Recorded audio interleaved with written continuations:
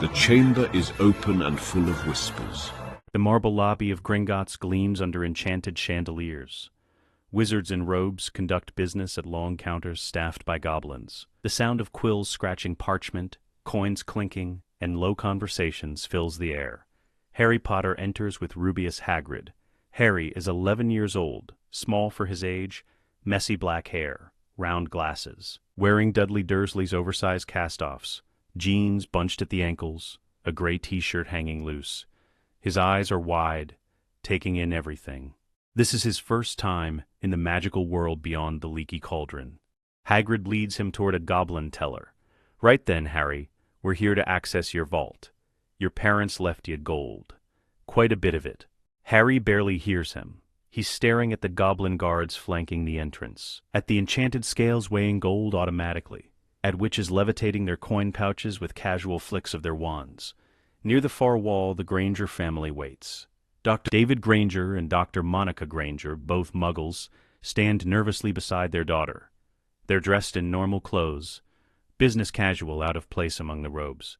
Hermione Granger is also 11, bushy brown hair, brown eyes bright with intelligence and excitement. She holds a book, A History of Magic, by Bathilda Bagshot. She's been reading it obsessively since receiving her Hogwarts letter. Her parents are exchanging muggle money for wizarding currency. A goblin counts out galleons with mechanical precision. Mrs. Granger touches Hermione's shoulder. "Sweetheart, please put the book down for a moment. We need to finalize this transaction." "I'm almost finished with Chapter 7, Hermione says without looking up. "Did you know Gringotts was founded in 1474? The goblins have maintained complete operational independence from the Ministry of Magic for over 500 years. That's remarkable, considering—" Hermione. She closes the book reluctantly, sets it on the marble counter, and that's when it happens. Harry turns to follow Hagrid. His gaze sweeps across the lobby, lands on Hermione. Their eyes meet. For one frozen moment, the world holds its breath. Then the sound begins. Deep, resonant, like the lowest note of a cathedral bell struck with enormous force, the tone builds. Growing louder, more insistent, every bell in Gringotts starts ringing. Ward alarms, vault chimes, security enchantments, all of them activating simultaneously in a cascading harmonic sequence. The marble floor beneath Harry and Hermione's feet begins to glow. Golden light spreads from where they stand, intricate patterns like circuit boards made of pure magic, spreading across the entire lobby. Wizards freeze, goblins stop mid-transaction. Everyone turns to stare. The light intensifies, not blinding, beautiful.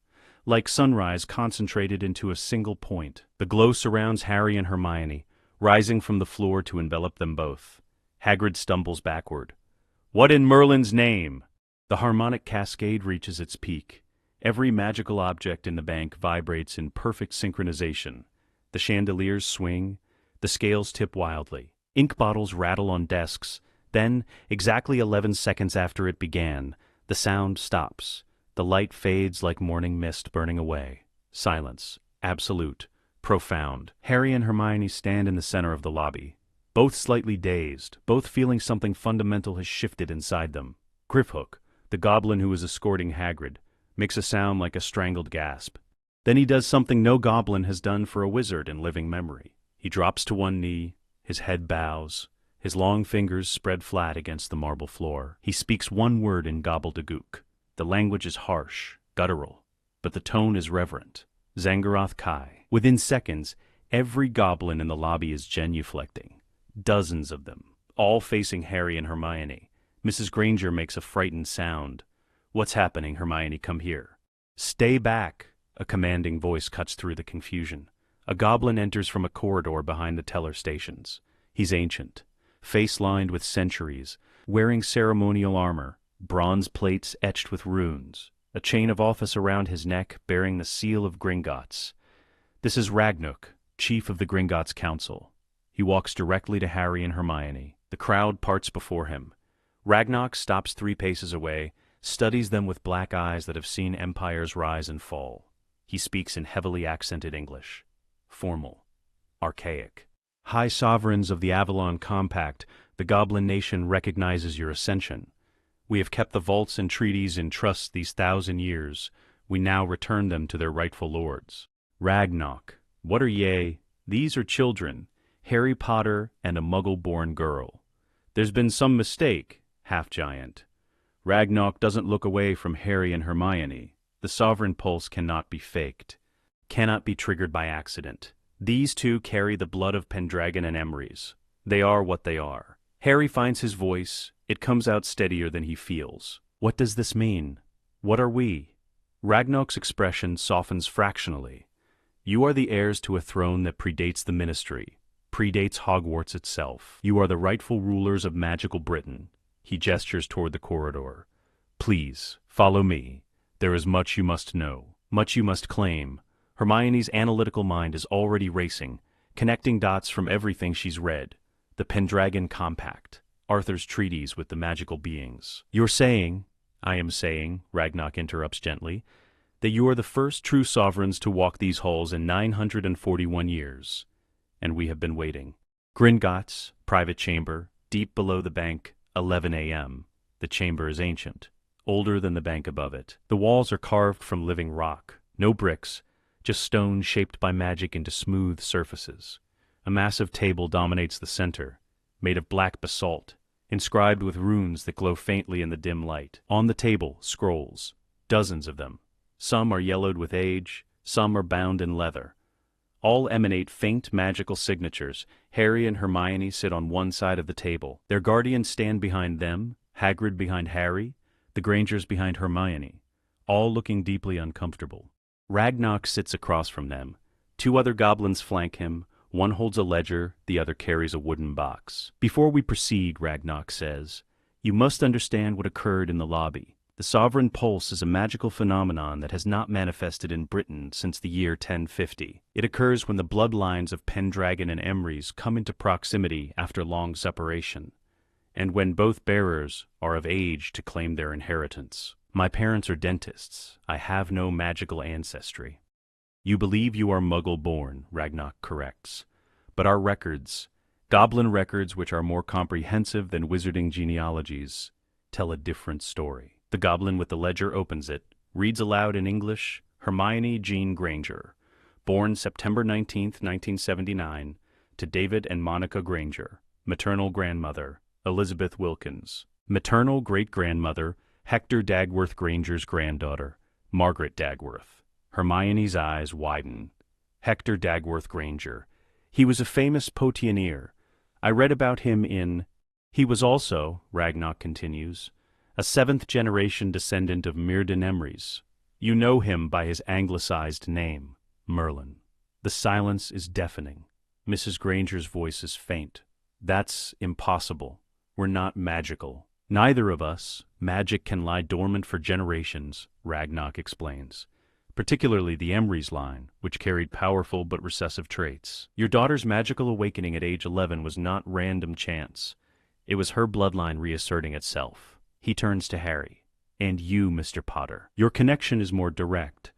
The Peverell family, your ancestors on your father's side, intermarried with the Pendragon line in the 13th century. Ignotus Peverell's wife was a Pendragon descendant. The blood has passed through the Potters for 700 years. Harry's hand unconsciously touches his lightning bolt scar.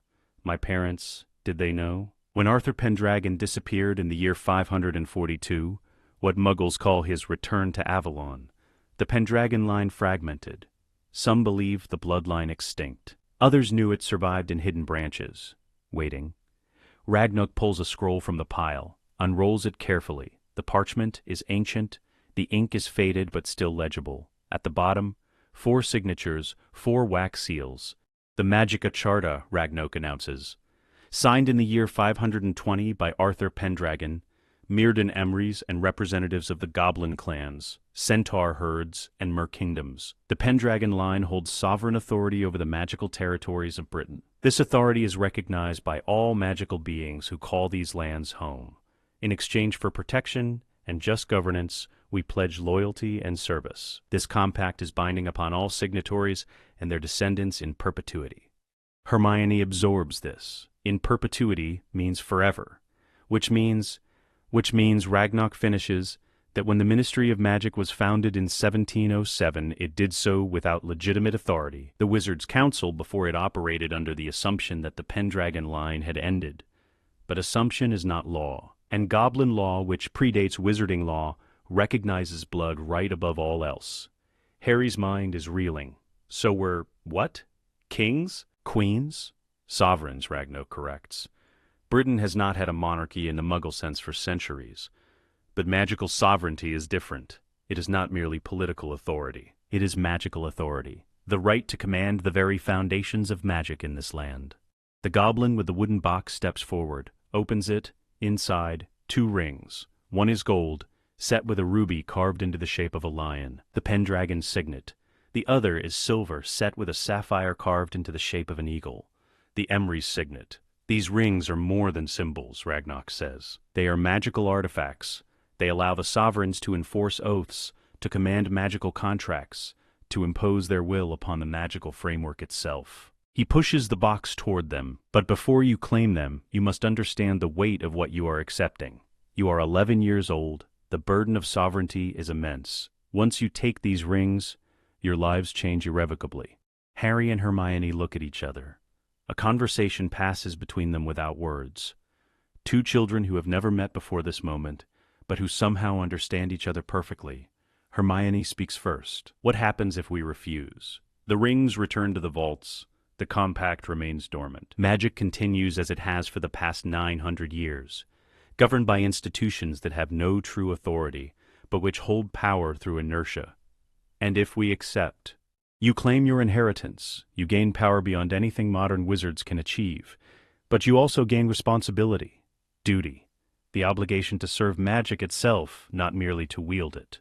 Harry's jaw sets, that determined look his mother would have recognized. I've lived with people who treated me like a servant, like something less than human. If I have power, real power, I'm not going to waste it.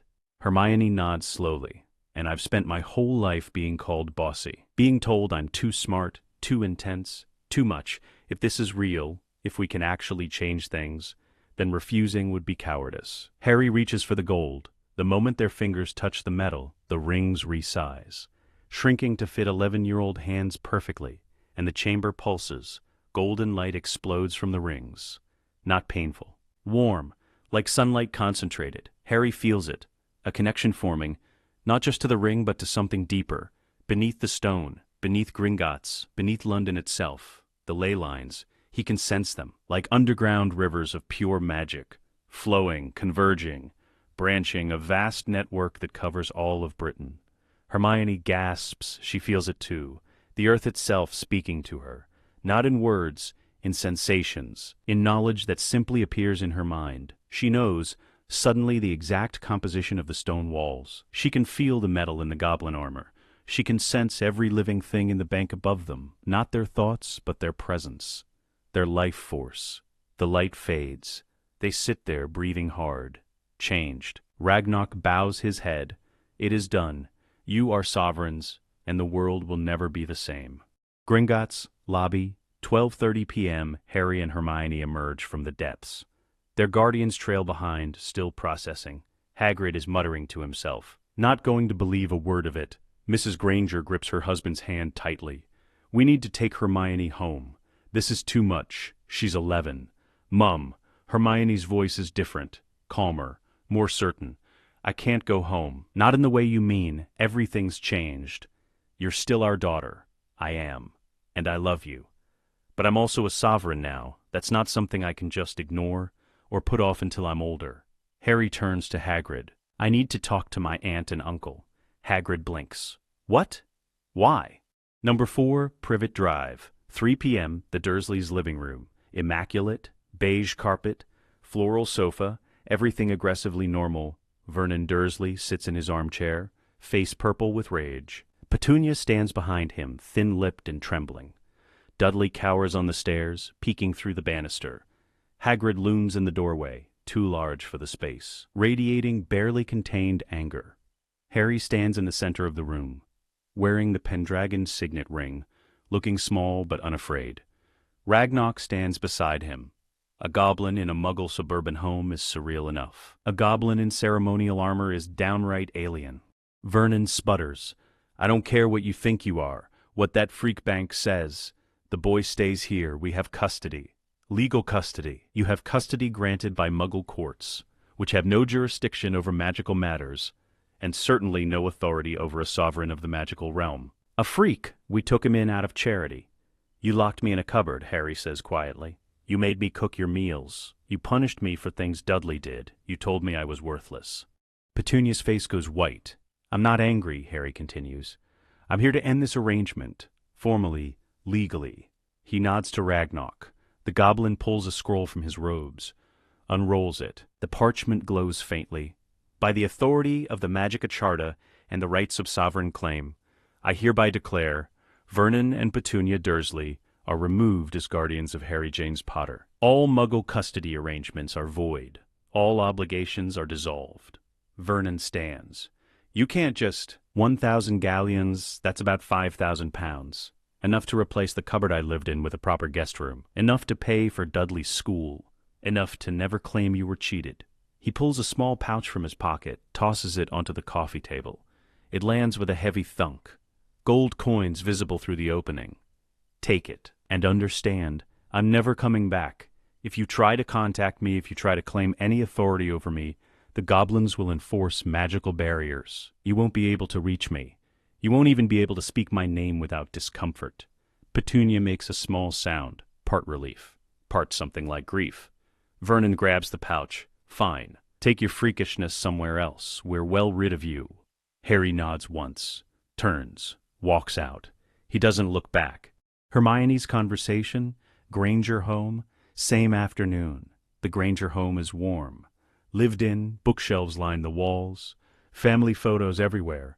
Hermione sits on the sofa with her parents. She's been talking for 20 minutes, explaining everything, the pulse, the bloodline, the rings, the responsibility. Mrs. Granger is crying quietly. You're so young, you should be playing with friends. Worrying about school, not ruling magical Britain. I know this is hard, Hermione says. I know you're scared. I'm scared too. But I can't pretend this isn't real. Do you have to leave us? Live somewhere else? Ragnarok says there's a place called Pendragon House. It's in London. Hidden. I could live there. But she hesitates. I don't want to lose you. You're my parents. I love you. Can I visit? Stay some weekends? Write letters? Mrs. Granger pulls her into a tight hug. Of course, sweetheart. You'll always be our daughter. Always. But you have to let me do this, Hermione whispers. I have to try to be what I was born to be. Mr. Granger joins the hug.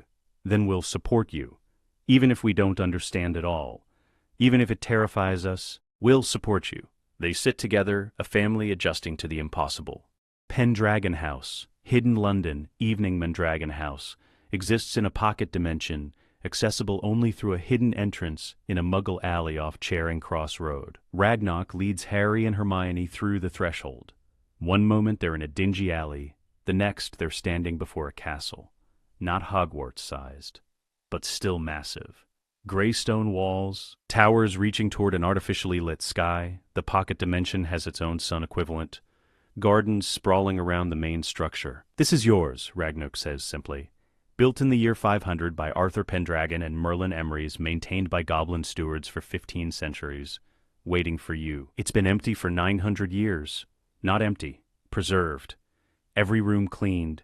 Every enchantment maintained. The goblin nation keeps its oaths. They enter through massive oak doors. The great hall within takes their breath away. Vaulted ceiling, tapestries depicting ancient battles, a round table in the center. Not the round table, but a descendant of it. 12 chairs carved from different woods. Hermione runs her hand along the table. This is real. This is actually real. Harry walks to a window, looks out over the gardens. We have 6 weeks until Hogwarts starts. We need to learn everything. Everything? Hermione raises an eyebrow. How to use these powers. How to be what we're supposed to be. The Ministry, Dumbledore, other wizards, they're not going to just accept this. We need to be ready. Hermione joins him at the window. Then we start tomorrow. Research. Practice. Preparation. They stand side by side. 2 11-year-olds who just became rulers of a world they barely understand. but they're not afraid. They're determined, and determination, Harry is beginning to realize, might be the most powerful magic of all. Pendragon House, library next morning. The library is enormous. 3 floors, spiral staircases connecting them. Books covering every wall, not just magical texts, histories, philosophies, sciences, 15 centuries of accumulated knowledge. Hermione moves through the stacks like a woman possessed, pulling volumes, stacking them on tables, cross-referencing. Harry sits with a particularly ancient tome, The Foundations of Leyline Sorcery by Merlin Emrys himself. The text is in Old English, but when Harry focuses, the words shift, become readable, his Pendragon heritage translating automatically. He reads aloud, "Magic exists in 2 forms. The first is internal, the witch or wizard's personal core, channeled through wands. The second is external, the ley lines, rivers of pure magical energy flowing through the earth. Most magicals access only the first. Sovereigns command both. Look." She spreads a massive parchment across the table. It shows Britain, but overlaid with glowing lines, golden threads crisscrossing the island. "The ley line network," she breathes. "There are hundreds of them, but 7 major lines, and they all converge here." She points to Scotland. "Hogwarts." Harry studies the map. That's why the founders built the school there. Maximum magical power. Exactly. And if we can learn to tap into these lines, she trails off. The implications are staggering. Harry closes his book. Let's start small. The text says sovereigns can sense the lines, feel them. Can you? Hermione closes her eyes, concentrates. At first, nothing. Then, a pulse, faint, like a heartbeat beneath her feet. Her eyes snap open. Yes, I can feel it. There's a line running directly under this house. Try to touch it, not physically, magically. Hermione kneels, places both hands flat on the stone floor. She reaches out with her mind, her magic, searching for that pulse, and finds it. The connection is like grabbing a live wire. Magic floods into her, not from her own core, but from the earth itself, unlimited, overwhelming. She gasps, pulls back, the connection breaks. But where her hands touch the floor, the stone has changed, smoothed, reshaped slightly. Harry stares. "You did that, with leyline magic." "I didn't mean to. It just responded. Like it wanted to change," Harry says slowly.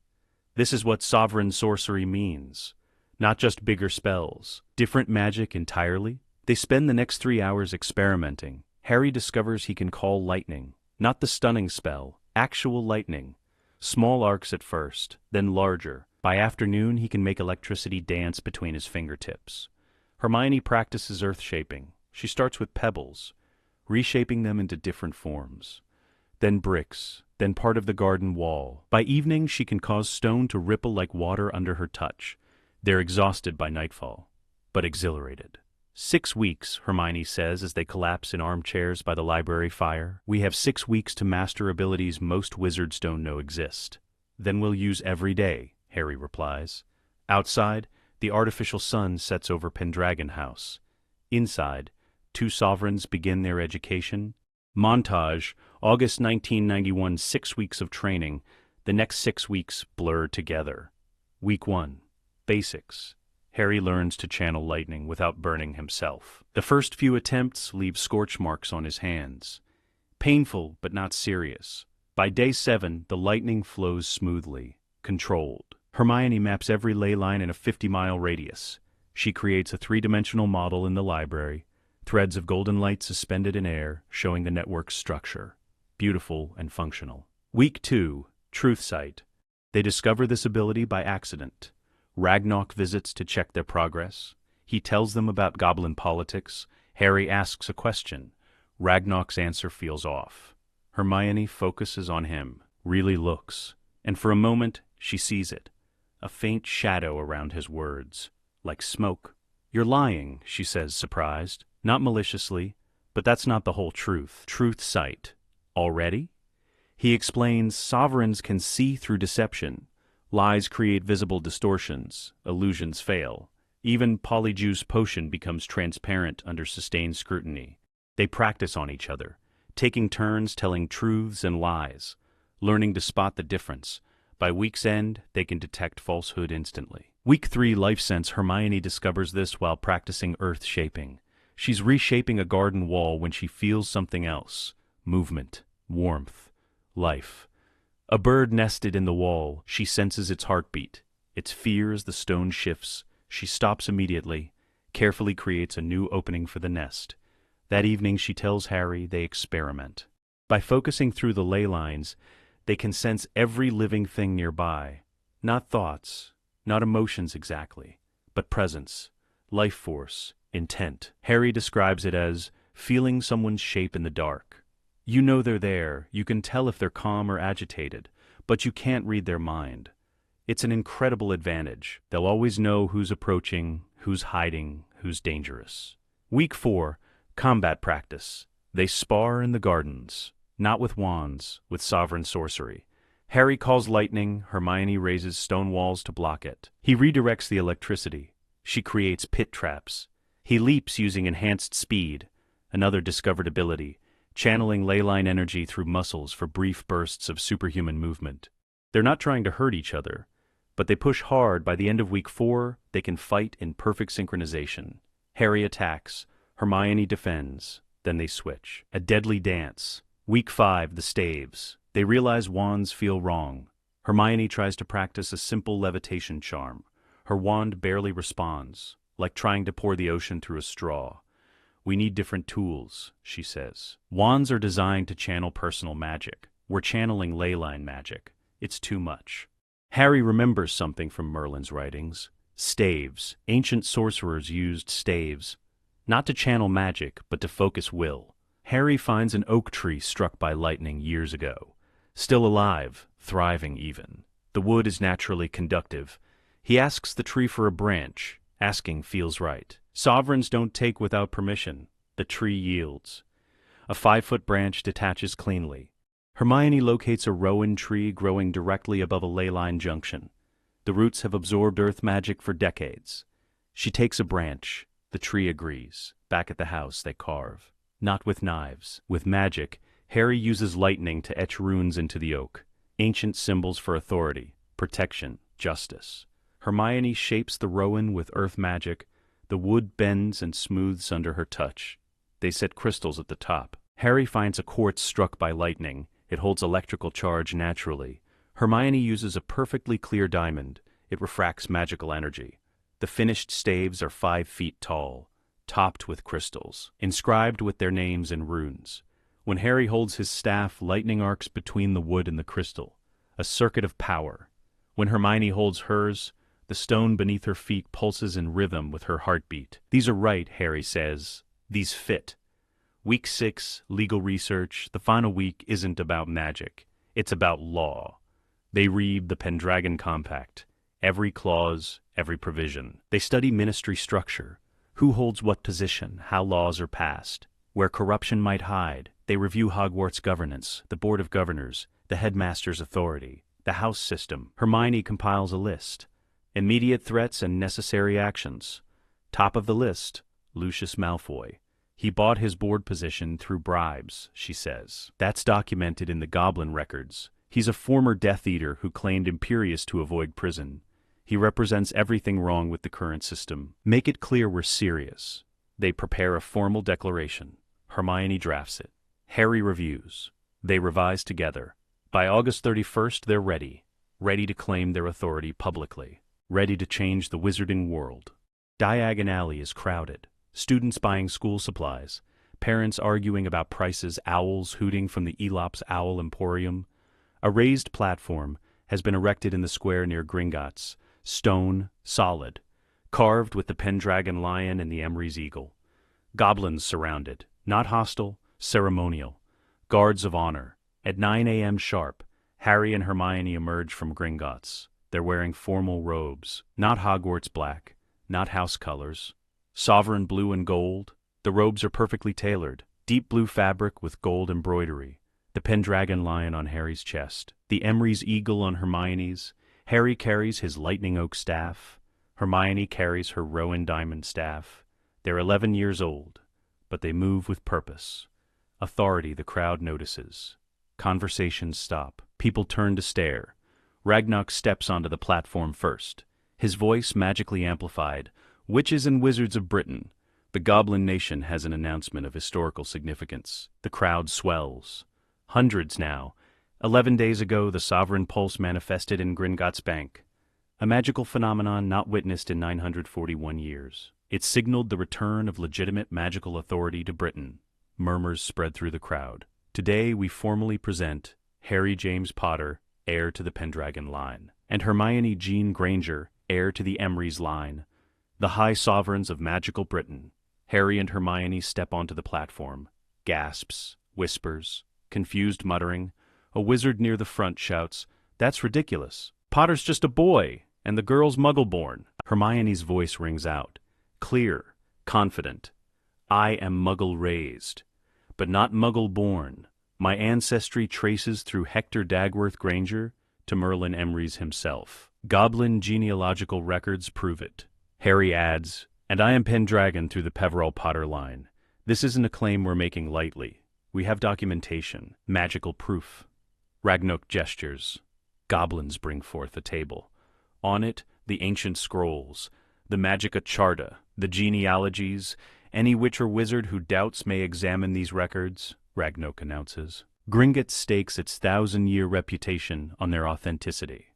A witch pushes forward, elderly, sharp-eyed. She examines the documents, casts detection charms, frowns, then nods slowly. These are genuine, pre-ministry. The magic in the parchment is older than Hogwarts. The crowd's mood shifts, skepticism mixed with awe, then a familiar voice, oily, contemptuous. "This is a goblin hoax, children playing dress-up with forged documents." Lucius Malfoy pushes through the crowd. Tall, blonde hair, silver-topped cane, every inch the aristocrat. The ministry will not recognize this farce. The Board of Governors will not be intimidated by theatrical displays. "Lord Malfoy." Hermione's voice cuts like a blade. "Your position on the Hogwarts Board of Governors was granted by ministry appointment in 1723. That appointment was made under authority the ministry does not legally possess."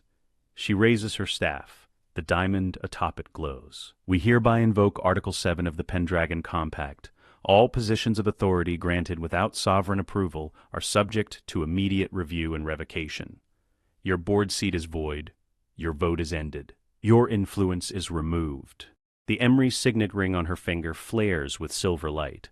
Lucius reaches into his robes, pulls out an ornate scroll, his board appointment certificate. The parchment begins to smoke. He drops it with a yelp. It hits the ground and crumbles to ash. The magical contract binding his position has dissolved. The crowd watches in stunned silence. Lucius's face goes from pale to red. "How dare you? I am a respected member of—" "You are a former Death Eater who bought his freedom with bribes and false testimony," Harry says flatly. "We know you claimed Imperius when you were never under the curse. We know you've used your board position to advance pure-blood supremacy. We know what you are, Malfoy, and we're done pretending otherwise." The Pendragon ring glows gold. Lucius tries to speak, to argue, but his voice catches. The magical weight of sovereign authority presses down on him. Every oath he's ever sworn to serve magical Britain, to act in the best interest of Hogwarts, activates simultaneously. He's violated those oaths. Repeatedly, the magic knows. His knees buckle. He catches himself on his cane. Breathing hard. You'll regret this," he manages.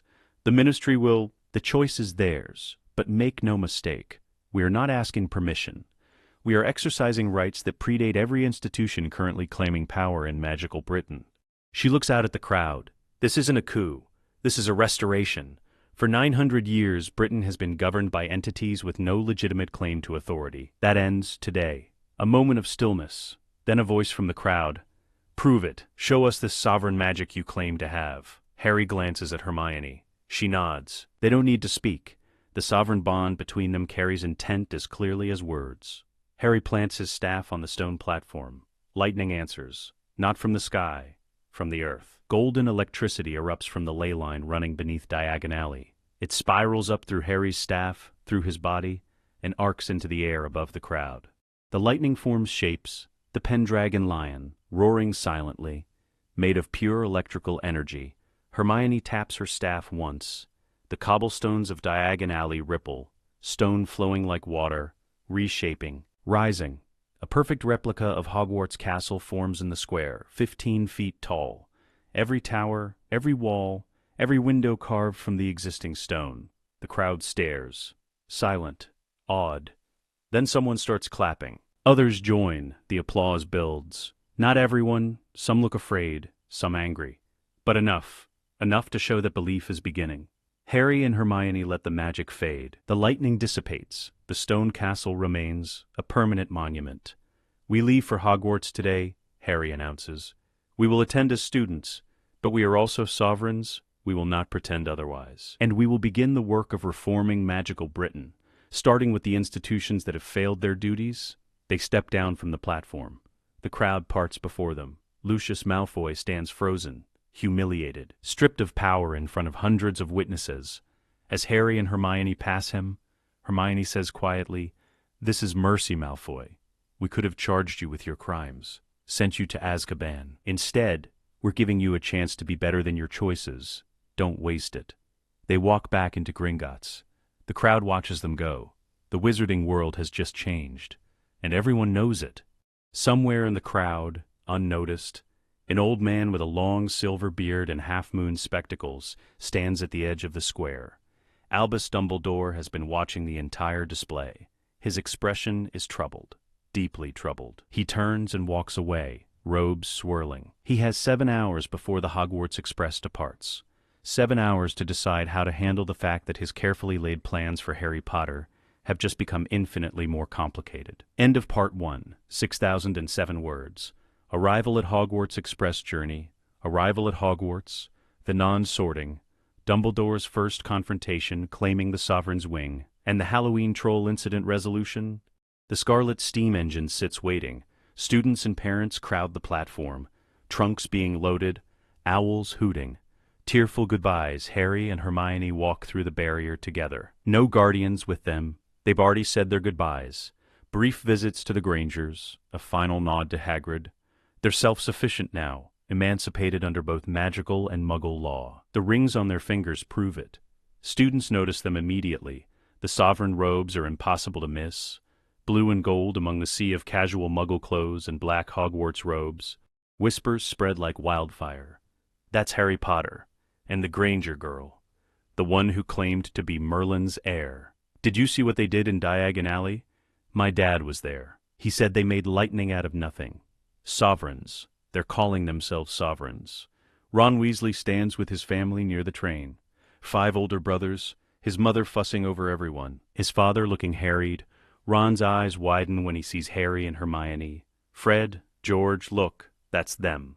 Fred, sovereign robes, bold choice. George, think they'll sit with us common folk or demand a royal carriage? Harry overhears, walks directly to them. We'll sit wherever there's space. We're students, same as everyone else. Ron stammers. You're Harry Potter, the Harry Potter, and you're, he looks at Hermione. Sorry, I don't know your name. Hermione Granger. Right. You're the ones who humiliated Malfoy's dad. That was brilliant. Absolutely brilliant. Harry's expression softens slightly. Thanks, I'm Harry, just Harry. Ron Weasley. Ron extends his hand. Harry shakes it. Then Hermione does the same. Mrs. Weasley approaches. Plump, kind-faced, but her eyes are shrewd. Mr. Potter, Miss Granger. I'm Molly Weasley, Ron's mother. I knew your parents, Harry, James and Lily. They were wonderful people. Harry's face shows a flicker of pain. Thank you. I wish I remembered them. And Miss Granger, Hermione, that was quite a display this morning. Is it true? Are you really descended from Merlin Emery's? The goblin genealogies say so, and the magic recognized the connection. So yes, I believe it's true. Well, you've certainly made an entrance into the wizarding world, both of you. She hesitates. Just be careful. Claiming authority like that, it'll make enemies. But pretending we're not what we are won't keep us safe. It'll just keep us powerless. The warning whistle blows. 5 minutes to departure. Students scramble to board. Harry and Hermione find an empty compartment near the middle of the train. They settle in, Harry by the window, Hermione across from him. Their staves rest in the luggage rack above. The train begins to move. Platform 9 3/4 slides away. Hogwarts Express, compartment, 11:15 a.m. The door slides open. Ron Weasley pokes his head in. Everywhere else is full. Of course, Harry says. Plenty of room. Ron enters, sits next to Harry. He's carrying a rat, fat, scruffy, missing a toe. This is Scabbers, Ron says, my rat. He's useless, really. Used to be my brother Percy's. I wanted an owl, but... He trails off looking embarrassed. Hermione glances at the rat. Something about it bothers her. The way it's looking at them. Too intelligent for a rat. She activates life sense instinctively. Not fully. Just a light touch through the ley lines. The rat's life force is wrong. Too complex. Too large. She files it away. Probably nothing. But worth remembering. Ron pulls out a pack of chocolate frogs. Want one? I've got loads. Harry accepts. Opens it. The frog leaps toward the window. He catches it casually. Ley line enhanced reflexes. The card inside shows Albus Dumbledore. Harry reads aloud. Albus Dumbledore, currently headmaster of Hogwarts, considered by many the greatest wizard of modern times. Dumbledore is particularly famous for his defeat of the dark wizard Grindelwald in 1945, for the discovery of the 12 uses of dragon's blood, and his work on alchemy with his partner Nicholas Flamel. Ron grins. I've got about 6 of him. You want it? She doesn't trust him. Can't say why exactly. Instinct. Something in the research she did, the way Dumbledore operates. Always working through others. Always keeping secrets. The door slides open again. A girl appears. Bushy brown hair, even bushier than Hermione's. Slightly oversized front teeth. Eager expression. Has anyone seen a toad? A boy named Neville's lost one. They shake their heads. The girl's eyes land on Harry. Widen. You're Harry Potter. I've read all about you. The rise and fall of the dark arts, great wizarding events of the 20th century, famous witches and wizards of the modern era. I'm in books. Harry looks uncomfortable. Of course. You're the boy who lived. You defeated you-know-who when you were a baby. She pauses. Wait, you're also the one who claimed to be a sovereign this morning. I heard my parents talking about it before we left for the station. Not claimed, Hermione corrects gently. We are sovereigns. The Goblin Nation verified it. The girl's eyes shift to Hermione. Process. And you're the other one, the Emery's heir. That's incredible. I'm Hermione Granger, by the way. Hermione. Sovereign blinks. You're also Hermione Granger? Well, yes. Though I suppose that's going to be confusing, isn't it? Everyone at school can call me Granger. Or my middle name, Jane. Whichever works. She sits down without being invited. Pulls out a book. Hogwarts, a History. Have you read it? Fascinating. The castle was built over 1,000 years ago by the 4 founders, Godric Gryffindor, Helga Hufflepuff, Rowena Ravenclaw, and Salazar Slytherin. They each brought different educational philosophies, which is why the school is divided into 4 houses. Hermione, sovereign nods. I've read it. 3 times. The architectural sections are particularly interesting. The castle was built at the convergence of 7 major ley lines, which explains its unusual magical properties. Granger's face lights up. You know about ley lines? I've only found passing references in most texts. The theory is that they're channels of ambient magical energy, but modern wizarding academia mostly dismisses them as medieval superstition. They're not superstition, Harry says. They're real. We can sense them, channel them. Granger leans forward eagerly. Can you really? Oh, that would explain so much about ancient magic. If the founders understood ley line theory, they could have built the castle to tap into that power source, which would make the protective enchantments far more robust than anything relying solely on wizard-maintained wards. She stops, blushes. Sorry, I'm rambling. I do that when I get excited about a subject. Hermione, sovereign, smiles. Don't apologize. It's nice to talk to someone who actually thinks about magical theory instead of just memorizing spells. Granger has read everything she could find about the wizarding world. Hermione, sovereign, has practical knowledge from her Emery's heritage. The conversation flows naturally. Ron looks slightly overwhelmed. There are 2 Hermiones now, and they're both mental about books. This is going to be a weird year. Harry grins. You have no idea. Hogwarts Express. Continued journey. 2 p.m. The door slams open. No polite knock this time. Draco Malfoy stands in the doorway, flanked by 2 large boys, Crabbe and Goyle, though Harry doesn't know their names yet. Draco's face is carefully controlled, but his eyes betray nervousness. Potter, Granger. He nods to each sovereign, ignores Ron and the other Hermione entirely. I think we should talk, privately. Harry doesn't stand. Anything you need to say, you can say in front of our friends. Friends? Draco's lip curls. A Weasley? They're blood traitors, practically muggles, and her. He gestures dismissively at Granger. Actual muggle-born. You're sovereigns. You should be more careful about the company you keep. Hermione, sovereign, sets down her book slowly. Draco Malfoy, son of Lucius. We stripped your father of his board position this morning, publicly humiliated him, and your first act is to walk in here and insult the people we've chosen to associate with? Draco's facade cracks slightly. My father, you had no right. We had every right. We are the right. Your father bought his position through bribery. He's a former Death Eater who escaped justice. Everything about his authority was illegitimate. He served the Dark Lord under Imperius. He was a victim. Harry's eyes narrow. No, he wasn't.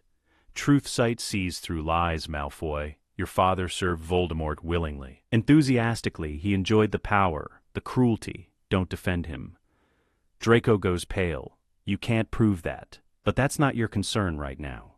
Hermione leans forward. Here's what matters. You're 11 years old. You didn't choose your father. You didn't choose to be born into a family with Death Eater history. But you can choose what you become. She pauses. We saw you at Diagon Alley. Before all this, you were sneering at Muggle-borns, mocking Ron's family for being poor, acting like you were better than everyone because of your name. I am better. Money doesn't make you superior. Character makes you superior, and right now your character is lacking. Draco's hands clench into fists. You can't talk to me like, we can. We just did. Hermione stands. She's shorter than Draco, but her presence fills the compartment. Here's your choice, Draco. You can continue following your father's path, bullying others, pushing pureblood supremacy, treating people as lesser because they're Muggle-born or poor. If you do that, you make yourself our enemy, and we will treat you accordingly. Or, Draco asks through gritted teeth, or you choose to be better. You treat people with basic respect. You judge them by their actions, not their blood. You prove that the Malfoy name can mean something other than bigotry and corruption. You're asking me to betray my family. We're asking you to be your own person. Harry stands as well. Your father made his choices. They led to public humiliation and the loss of his power. You can learn from that, or you can repeat his mistakes. The compartment is silent. Draco's face goes through several expressions. Anger, confusion, something that might be fear. Finally, he turns and leaves. Crabbe and Goyle follow. Ron lets out a breath. Bloody hell. That was intense. You gave him a chance, even after what his father did. That was kind. Hermione, sovereign, sits back down. He's 11, same as us. Everyone deserves at least one chance to choose differently. What if he doesn't take it? Ron asks. Then we'll deal with him accordingly, Harry says. But we had to offer. Hogsmeade Station, 7 p.m. The train pulls into Hogsmeade as the sun sets. Students pour out onto the platform. Furs years over here. He stands head and shoulders above everyone else. Half giant, wild hair and beard. Harry and Hermione approach with the other first years. Hagrid's face breaks into a huge grin when he sees them. Harry, Hermione, good to see ye. Though I suppose I should call ye your majesties now or something? Harry shakes his head. Just Harry, Hagrid, please. Right ya are. Come on then, all of ye. 4 to a boat. Towers silhouetted against the darkening sky. Windows glowing with warm light. Even knowing what they are, even having prepared for this moment, Harry and Hermione catch their breath. Hogwarts, built at the convergence of 7 ley lines, the most magically powerful location in Britain. Through their life sense they feel it. The castle isn't just stone and mortar. It's alive, semi-sentient, aware. And it's sensing them in return. As their boat approaches the shore, the water beneath them begins to glow faintly, golden light, the ley lines responding to sovereign presence. Other students notice, point, whisper. Granger, sitting in their boat, stares at the glowing water. Is that you? Are you doing that? Not intentionally, Hermione admits. They're welcoming us, I think. Ron, also in their boat, looks nervous. This is normal for you? Glowing water and ancient castles recognizing your bloodline? It's our new normal, Harry says. They dock, climb the steps. Massive oak doors open before them. Professor McGonagall waits in the entrance hall, tall, stern, wearing emerald robes and a pointed hat. Her eyes find Harry and Hermione immediately. Her expression is carefully neutral, but her lips thin slightly. She's displeased, or concerned, or both. "Welcome to Hogwarts," she says formally. "The start of term banquet will begin shortly. But first, you must be sorted into your houses. They are Gryffindor, Hufflepuff, Ravenclaw, and Slytherin." She continues explaining the house system, points, house cup, triumphs and misbehavior. Harry and Hermione listen politely. But they both know this system is going to change. The houses create division, rivalry that becomes hostility. Slytherin students labeled as dark, Gryffindors as reckless. They'll reform it eventually, but first they need to understand it from the inside. McGonagall finishes her speech. "Follow me." She leads them to the Great Hall's entrance, pauses with her hand on the door. "Mr. Potter, Miss Granger," a word. The other first-years file into the hall. Harry and Hermione stay behind. McGonagall looks at them with an expression that might be sympathy. "I was at Diagon Alley this morning. I saw what you did." "What you claimed?" "It's not a claim, Professor," Hermione says quietly. "It's fact. Perhaps, but you must understand, Hogwarts has operated under a certain structure for 1,000 years. Headmaster Dumbledore has authority here. The Board of Governors, despite your intervention with Mr. Malfoy, still has oversight. You may be sovereigns in the wider magical world, but here you are students." Harry meets her eyes. "With respect, Professor, we are sovereigns everywhere, including here. The castle itself was built on land granted by Pendragon authority. The founders established it with our ancestors' blessing. Dumbledore's position is legitimate only because no sovereign has been present to claim ultimate authority." "That sounds very much like you're planning to undermine the headmaster." "Not undermine," Hermione corrects. "We have no desire to disrupt the education process. But we won't pretend we're ordinary students when we're not. And if Dumbledore tries to control us, to manipulate us the way he's known for manipulating others, we will resist." "Manipulate?" McGonagall's voice sharpens. "Albus Dumbledore is the greatest wizard of our age. He has dedicated his life to fighting darkness and protecting students. He also makes decisions for people without their consent," Harry says. "He kept secrets that got people killed. He sacrifices individuals for what he calls the greater good. We've done our research, Professor. We know his history with Grindelwald. We know his philosophy. And we're telling you now we won't be his pawns." McGonagall is silent for a long moment.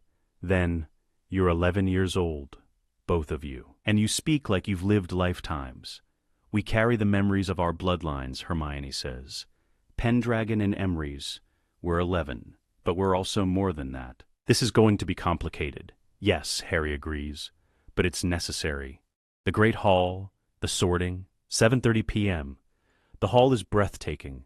4 long tables filled with students, floating candles, enchanted ceilings showing the night sky. At the head of the hall, the staff table, professors in their robes, and in the center seat, Albus Dumbledore, long silver beard, half-moon spectacles, blue eyes that seem to see everything. Those eyes lock onto Harry the moment he enters. Harry doesn't look away, meets the headmaster's gaze steadily. A silent challenge, a statement. "You don't intimidate me." Dumbledore's expression is unreadable. The first years line up at the front. A stool sits before the staff table. On it, a patched, frayed wizard's hat. The sorting hat. It opens what might be called a mouth near the brim, and sings a song about the 4 houses, Gryffindor for the brave, Hufflepuff for the loyal, Ravenclaw for the wise, Slytherin for the ambitious. The song is clever, well composed, but Harry and Hermione both sense something else. The hat is magical, deeply magical. It contains enchantments woven by the founders themselves, and it's aware of them. They can feel its attention focusing on them like a spotlight. The song ends, McGonagall unfurls a scroll, begins calling names. Abbott, Hannah. A girl hurries forward. The hat is placed on her head. A pause. Then Hufflepuff, Boot, Terry, Ravenclaw, Brocklehurst, Mandy, Ravenclaw, Brown, Lavender, Gryffindor. The process continues. Students sorted, houses cheering. Then Granger, Hermione Granger, not the sovereign, walks to the stool, sits. The hat is placed on her head. A long pause, nearly a minute. Then, Gryffindor. Ron's brothers, Fred and George, start a chant, "We got a genius! We got a genius!" More names. Longbottom, Neville, the boy who lost his toad, nervous, forgetful. The hat deliberates for a long time. Finally, Gryffindor, Malfoy, Draco. The hat barely touches his head before shouting, "Slytherin!" Draco joins his house table, sits with his back very straight, doesn't look at Harry or Hermione. More students sorted, then Granger, Hermione. The hall goes silent, confused murmurs. Didn't they already sort a Hermione Granger? McGonagall looks flustered. Apologies, I meant Granger, Hermione Jean. She hesitates. The sovereign, her Rowan staff is held loosely in one hand. The entire hall watches, students leaning forward, professors alert. She sits. McGonagall places the hat on her head. The moment the hat touches her, it speaks, not in her mind, aloud, for everyone to hear. Ah, a sovereign. I haven't encountered one of you in never. The founders created me, but they themselves were never sorted. The hat continues. Wit beyond measure I see. Courage that doesn't flinch from hard truths. Loyalty to justice itself. An ambition to reshape the world. You could fit any house, Hermione Granger, but you're not here to fit. You're here to rule. A pause. I cannot sort you. You are beyond houses. You are Hogwarts itself, the ideals of all four founders woven into one person. To place you in a single house would be to diminish what you are. Hermione removes it, stands, walks not to any house table but to the side of the hall. Waiting. The silence is absolute. McGonagall looks at Dumbledore. He nods slightly. She calls the next name. Not Theodore. Slytherin. More sortings. The process continues. But everyone is distracted, watching Hermione standing alone. Finally, Potter, Harry. The hall erupts in whispers. Harry Potter, the boy who lived. The sovereign. Harry walks to the stool, his lightning oak staff in hand, the Pendragon ring gleaming. He sits. The hat is placed on his head. Again, it speaks aloud. Harry Potter, the boy who lived, the boy who became a king. The hat's voice is almost gentle. You carry weight, young sovereign, the weight of your parents' sacrifice, the weight of your bloodline, the weight of what you must become. I see courage, true courage, not the absence of fear, but the choice to act despite it. I see loyalty to those you claim as yours. I see wisdom beyond your years, and I see the ambition to make your power mean something. The hat pauses. Like your partner, you transcend houses. You are Pendragon. You are the blade and the throne. You are what this castle was built to protect and to serve. The hat bows to Harry as it did to Hermione. Harry removes it, stands, joins Hermione at the side of the hall. McGonagall looks shaken, but she continues. More names, more sortings. Weasley, Ronald, Gryffindor. Ron joins his brothers. But he keeps glancing at Harry and Hermione, wondering what comes next. Finally, all the first years are sorted. Harry and Hermione stand alone, unhoused, unsorted. Dumbledore rises. The hall falls silent. Students and staff, he begins. His voice is warm, grandfatherly. We are witnessing something unprecedented this evening. Mr. Potter and Miss Granger have claimed status as High Sovereigns of Magical Britain. The Sorting Hat has acknowledged that they stand beyond our house system. They will attend Hogwarts as students. They will learn alongside you. But they retain their sovereign rights. They are, in a very real sense, guests in their own ancestral home. His eyes find Harry and Hermione. I trust they will conduct themselves with the wisdom and restraint their positions demand. It's a gentle rebuke, a reminder, behave. Don't disrupt my school.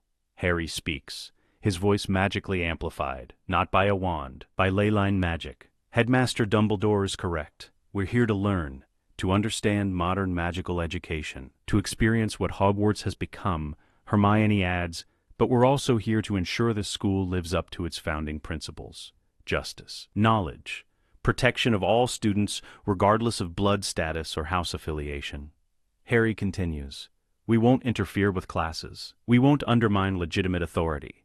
But we will exercise our sovereign rights when necessary, and we ask that everyone, students and staff, respect that reality. Welcome to Hogwarts, sovereigns. He claps his hands, food appears on the tables, the feast begins. But the tension remains. Everyone knows. The old order is ending. The sovereigns have arrived. After the feast, entrance hall, 9 p.m., students file toward their dormitories.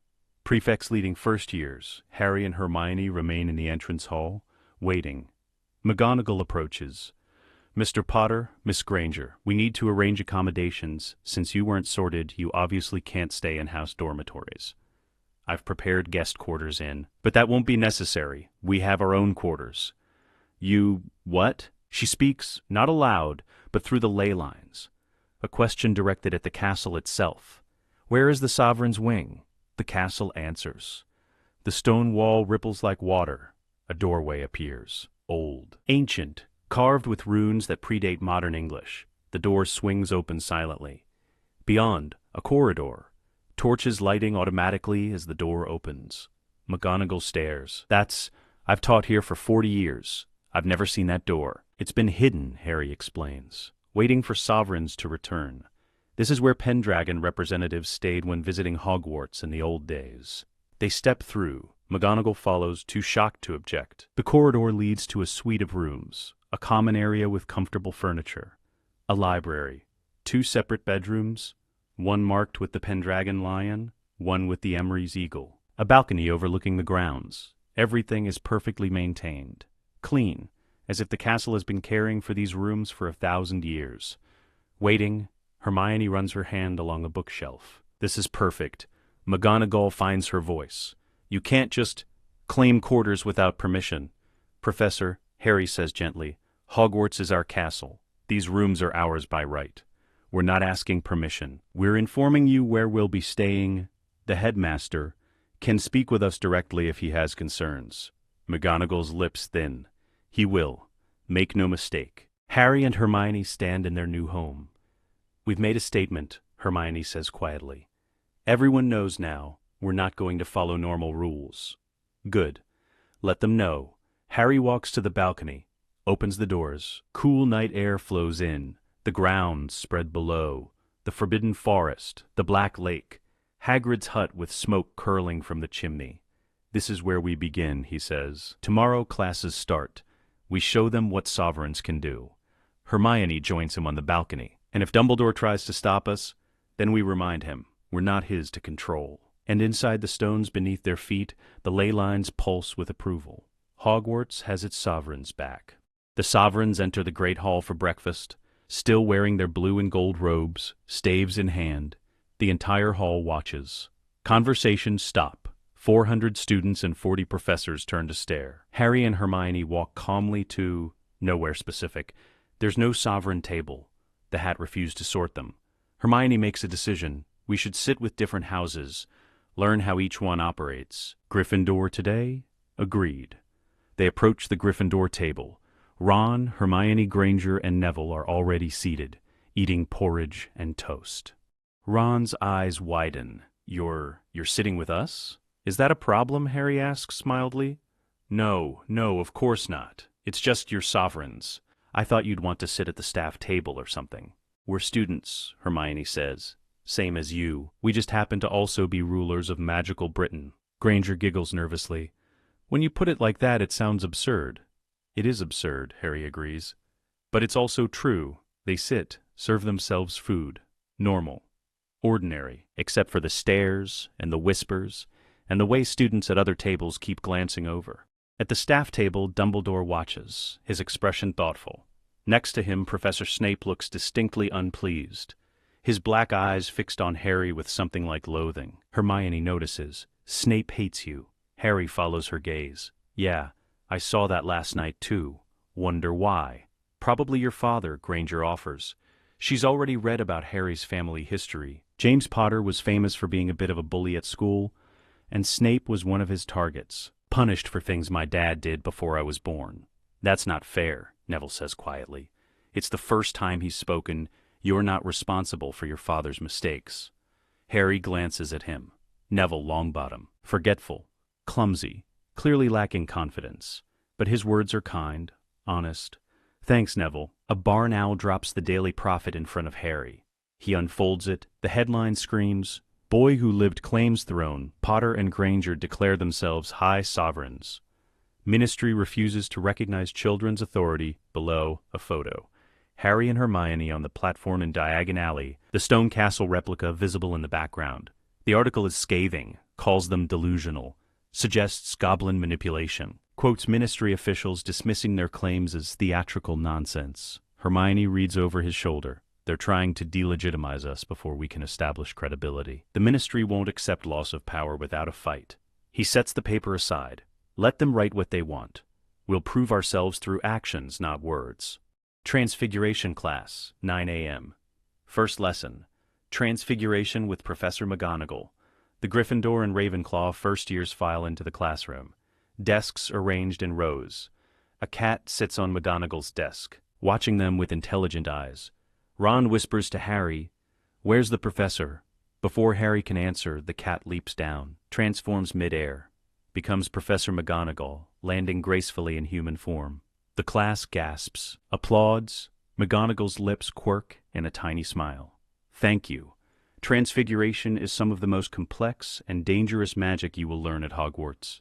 Anyone messing around in my class will leave and not come back." She transforms her desk into a pig and back. Another demonstration. "Today you will transform a match into a needle. Observe the wand movement." She demonstrates. And the incantation, Verto Acus. Matches are distributed. Students begin practicing. Most fail completely. Their matches remain stubbornly wooden. Granger manages to make hers silver and pointed. McGonagall awards Ravenclaw 5 points. Ron's match goes soggy. He looks embarrassed. Harry and Hermione haven't moved, haven't touched their matches, haven't even drawn wands. They don't have wands. Just the staves, which rest against their desks, McGonagall notices. Approaches. "Mr. Potter, Miss Granger, why aren't you attempting the exercise?" "We don't use wands, Professor," Hermione explains. "Our magic works differently." "Differently how?" Harry picks up his match. Doesn't touch his staff, just focuses. The match transforms, not into a needle, into a small lightning bolt. Solid. Made of silver. Electricity arcing faintly along its surface. Hermione picks up hers. Concentrates. The match becomes a tiny raven, perfect detail, wings spread. And it moves, flaps, takes flight, circles the classroom once before landing on her desk and becoming a needle. The class stares. McGonagall's expression cycles through shock, fascination, and professional irritation. "That is," she stops, starts again. "Wandless transfiguration, animate transfiguration, at 11 years old. That should be impossible, sovereign sorcery," Hermione says simply. "We channel ley line magic. It doesn't follow the same rules as wand-based casting." McGonagall studies them. "I see. Well, I suppose I should have expected this. 10 points to both of you for exceptional demonstration of advanced magical technique." She returns to the front of the class, but she's clearly rattled. After class, she holds them back. A word. The other students file out. Ron and Granger linger, but McGonagall waves them on. When the room is empty, McGonagall speaks. "What you did today, wandless magic of that complexity, do you understand how dangerous it is to demonstrate that? Other students will attempt to copy you. They'll fail. They could hurt themselves." "We weren't trying to show off," Harry says, "but we can't pretend to be weaker than we are. That helps no one. Perhaps, but you must be mindful. You're not just students. You're role models, whether you want to be or not." Hermione nods slowly. "We'll be more careful about what we demonstrate in class, but we won't hide our abilities." Potions, 11 a.m., the dungeons are cold, damp. Jars of preserved creatures line the walls. Professor Snape stands at the front, black robes, greasy black hair, expression like curdled milk. He doesn't introduce himself, just stares at the class until everyone falls silent. "You are here to learn the subtle science and exact art of potion making," he begins. His voice is soft, dangerous. "As there is little foolish wand-waving here, many of you will hardly believe this is magic. I can teach you how to bottle fame, brew glory, even stopper death, if you aren't as big a bunch of dunderheads as I usually have to teach." He stalks toward Harry's desk. "Ah, Mr. Potter, our new celebrity. Tell me, what would I get if I added powdered root of asphodel to an infusion of wormwood, the draught of living death? a powerful sleeping potion. Where would you look if I needed to find a bezoar? The stomach of a goat. It's a universal antidote to most poisons. What is the difference between monkshood and wolfsbane? They're the same plant, also called aconite. The class is silent. Snape's face shows nothing. It seems fame isn't everything, Potter. You've actually studied. 5 points to Gryffindor. Today you will brew a simple cure for boils. Instructions on the board. Begin.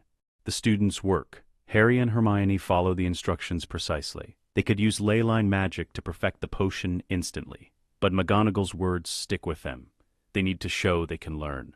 Not just that they have power. Their potion turns the correct pale pink. Wispy steam rising. Snape inspects. His expression sours. Adequate. Barely. No points awarded. But no points deducted either. Neville's cauldron explodes. He added porcupine quills before removing it from the fire. Boils erupt on his skin. Snape sneers. Longbottom, you've managed to melt Finnegan's cauldron. Hospital wing, now. Neville flees, covered in painful boils. Harry's hands clench. That was unnecessarily cruel. After class, Snape holds him back. Again. Potter, a word. The room empties, just the two of them. Snape speaks without preamble. Your father was an arrogant, bullying toe-rag. He made my life hell for 7 years. And now I have to teach his son, who apparently thinks he's a king. Harry's voice is calm. I'm not my father, and I'm not here to make your life difficult, Professor. I'm here to learn potions. You're here to show off, to demonstrate your precious sovereign powers? No. Harry's voice hardens. I'm here because potions is important, because understanding magical theory matters, because even sovereigns need to know how to brew antidotes and healing drafts. Snape stares at him, searching for mockery, finding none. We'll see how long that attitude lasts, he says finally. Dismissed. Harry leaves, but the tension between them remains unresolved. Halloween Feast, October 31st, 1991. Evening, the Great Hall is decorated. Floating jack-o'-lanterns, live bats, a festive atmosphere. Harry and Hermione have spent the past 2 months quietly observing, attending classes, learning, building relationships with students. They've sat at all 4 house tables, learning the culture of each house. Gryffindor, brave but sometimes reckless, loyal to their own. Ravenclaw, intelligent but sometimes elitist. Value knowledge above all. Hufflepuff, kind but sometimes overlooked, underestimated. Slytherin, ambitious but poisoned by pure-blood supremacy. Draco still avoids them. The feast is in full swing when Professor Quirrell bursts in. Troll, in the dungeons, thought you ought to know. He collapses, faints. Chaos erupts. Students screaming, teachers shouting. Dumbledore's voice booms, "Silence! Prefects, lead your houses back to the dormitories immediately." Harry and Hermione don't move. Through their life sense, they feel it. The troll. Massive, violent. But not in the dungeons. It's moving toward the girls' bathroom on the 2nd floor. And someone is in that bathroom. A student. Terrified, they exchange a glance, no words needed. They slip out of the hall while everyone's focused on Dumbledore's instructions. 2nd floor, girls' bathroom moments later. The bathroom door hangs off its hinges, demolished. Inside, a mountain troll, 12 feet tall, gray skin, massive club, tiny vicious eyes, and cowering in the corner. Hermione Granger. She'd been crying in here after Ron made a thoughtless comment about her being a know-it-all. The troll raises its club. Granger screams. Harry and Hermione, sovereign, burst through the doorway. Harry doesn't draw a wand or raise his staff. He extends his hand. Lightning erupts from his palm. Not the stunning spell, real lightning channeled from the ley line running beneath the castle. The bolt strikes the troll's club. Electricity arcs through the creature. It convulses, roars, drops the club. Hermione, sovereign, touches the floor. Stone rises, wraps around the troll's legs, binding it. The creature struggles but can't break free. Harry calls more lightning, not to kill, to incapacitate. The troll's muscles seize. It collapses, unconscious. The entire fight lasts 15 seconds. Granger stares from her corner. You saved me. Hermione, sovereign, hurries to her. Are you hurt? No, I'm fine, just scared. Granger's eyes fill with tears. Thank you so much. Footsteps thunder in the corridor. McGonagall, Snape, and Dumbledore arrive. They stop, stare at the unconscious troll. The stone bindings, the scorch marks from lightning. McGonagall's voice is faint. What happened here? Harry gestures to Granger. She was trapped. The troll was about to kill her. We stopped it. Dumbledore's eyes are sharp behind his spectacles. How did you know she was here? I ordered all students to their dormitories. Life sense, Hermione explains. We felt the troll. We felt someone in danger. We acted. You could have been killed, McGonagall says. Her voice wavers between anger and relief. But we weren't, Harry says calmly. The threat is neutralized. Granger is safe. That's what matters. I felt the surge. The entire castle felt it. Yes, that level of power in the hands of children. We're not just children, Hermione interrupts. We're sovereigns. This is what we do. We protect. Silence. Finally, Dumbledore nods. 5 points will be taken from each of you for being out of bounds. 50 points will be awarded to each of you for sheer dumb luck and exceptional magical ability. But it's acknowledgement. Granger speaks up, voice small. It wasn't luck, Professor. They knew exactly what they were doing. They were magnificent. Let's get you to the hospital wing for a checkup. As they leave, Dumbledore lingers. Harry, Hermione, a word in my office? It's phrased as a request, but it's clearly an order. The sovereigns exchange glances. Of course, Headmaster, Hermione says. They follow him through the castle, toward the confrontation they've been expecting for 2 months. Dumbledore's office, Halloween night, 10 p.m. The spiral staircase rises, gargoyle guardians standing aside without requiring a password. Dumbledore spoke it too quietly for them to hear. The office is circular, walls lined with portraits of former headmasters, silver instruments whirring and spinning. A magnificent phoenix, Fawkes, dozes on his perch. Dumbledore settles behind his desk, gestures to chairs. Please sit. Harry and Hermione remain standing. We're fine, Headmaster, Harry says politely. Dumbledore's eyes twinkle, but there's steel underneath. Very well, lemon drop? No thank you. He sets the candy dish aside, folds his hands. We need to discuss what happened tonight. And, more broadly, your presence at Hogwarts. Our presence? Hermione's tone is carefully neutral. We're students. We attend classes. We follow the school rules where they're reasonable. Where they're reasonable, Dumbledore repeats. An interesting qualifier. Tell me, who determines what's reasonable? You? We're not here to cause chaos, Headmaster, but we're also not here to be controlled. Dumbledore leans back, studies them over his half-moon spectacles. You're 11 years old. Both of you remarkable magical ability, yes. Ancient bloodline, certainly. But you are children, and children, no matter how gifted, need guidance, structure, protection. We've had protection, Hermione says quietly. The Dursleys locked Harry in a cupboard. My parents are wonderful, but they're muggles. They can't teach me magic. We've been protecting ourselves for as long as we can remember. Significant power, which is precisely why you need wisdom to temper it. I've seen what unchecked power does to people, especially people with the best intentions. You're thinking of Grindelwald. Dumbledore's expression shifts, just slightly, old pain surfacing. Yes, Gellert and I were friends once. We believed we were acting for the greater good, that our intelligence and power gave us the right to reshape the world. He pauses. We were wrong, catastrophically wrong. Thousands died because we thought we knew better than everyone else. We're not Grindelwald, Hermione says firmly. And with respect, Headmaster, we're not you either. We're not trying to reshape the world through deception and manipulation. We're exercising legitimate legal authority that predates every institution currently claiming power. Legal authority doesn't prevent corruption, Dumbledore counters. Kings have committed atrocities. Emperors have burned civilizations. Power, no matter how legitimate, corrupts. That's why there are 2 of us. That's the entire point of the sovereign bond. Pendragon and Emrys. Strength and wisdom. We check each other, balance each other. And who checks both of you? Dumbledore's voice is gentle but insistent. Who stops you if you both make the same mistake? The Magica Charta, Hermione answers. We're bound by ancient oaths. We serve magic itself, not our own interests. If we violate those oaths, the magic rebels, the ley lines reject us, we'd lose our power. Convenient, Dumbledore murmurs. But untested, you've held your authority for 2 months. You haven't faced true temptation yet. Harry steps forward. Headmaster, I understand your concern. I do. You've lived over a century, you've fought dark wizards, you've seen power corrupt, but you're asking us to submit to your authority based on your fears, not our actions. We haven't hurt anyone, Hermione adds. We saved a student tonight. We've been respectful to teachers. We've learned alongside our classmates. What exactly have we done to warrant this level of suspicion?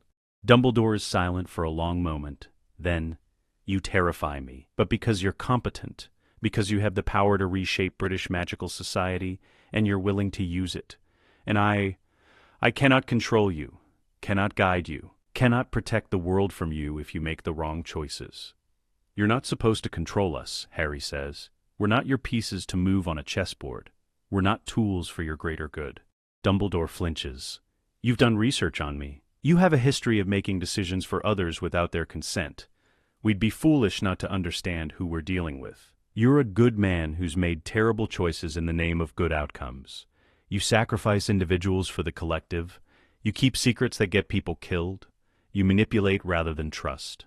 We don't want to be your enemies, Hermione adds, but we won't be your pawns either. If you can accept that, accept us as equals, not children to be managed, we can work together. These two 11-year-olds who speak with the authority of monarchs. Finally he sighs. Very well, I accept that I cannot control you. But I ask, not demand, that you consult me before making major changes to Hogwarts or Wizarding Society. Not because I have authority over you, but because I have experience you lack. That's reasonable, Harry says, as long as consultation doesn't become manipulation. Agreed. Hermione adds, and we ask that you stop trying to manage Harry's life. No secret plans, no sacrificing him for the greater good. If Voldemort returns, we face him together, as partners, not as a pawn and a puppet master. Dumbledore's face goes very still. How did you know I had plans, Harry says, and because you're too intelligent not to have considered what happens if Voldemort returns. You've been preparing.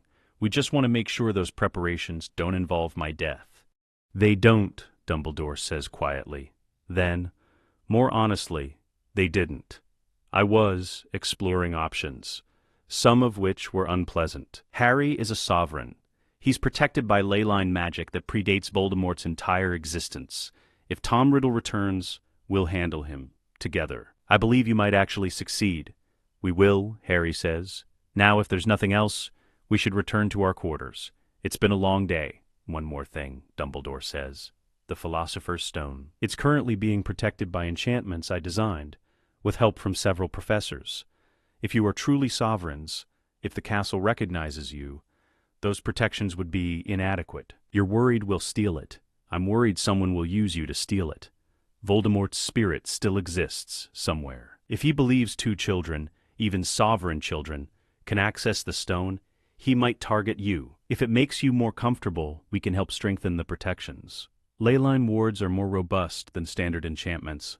Dumbledore considers. That would be acceptable. We can discuss the details later. Agreed. Good night, Headmaster.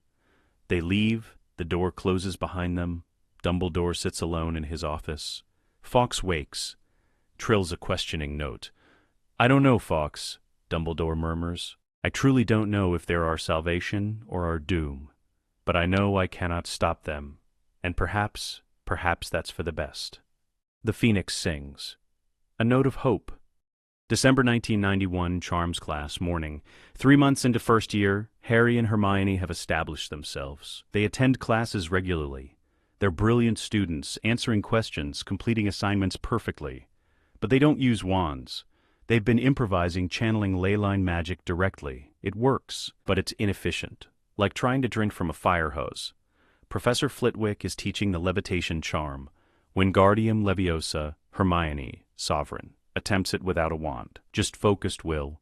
The feather rises, but it rises too fast, shoots toward the ceiling, nearly hits Seamus Finnegan.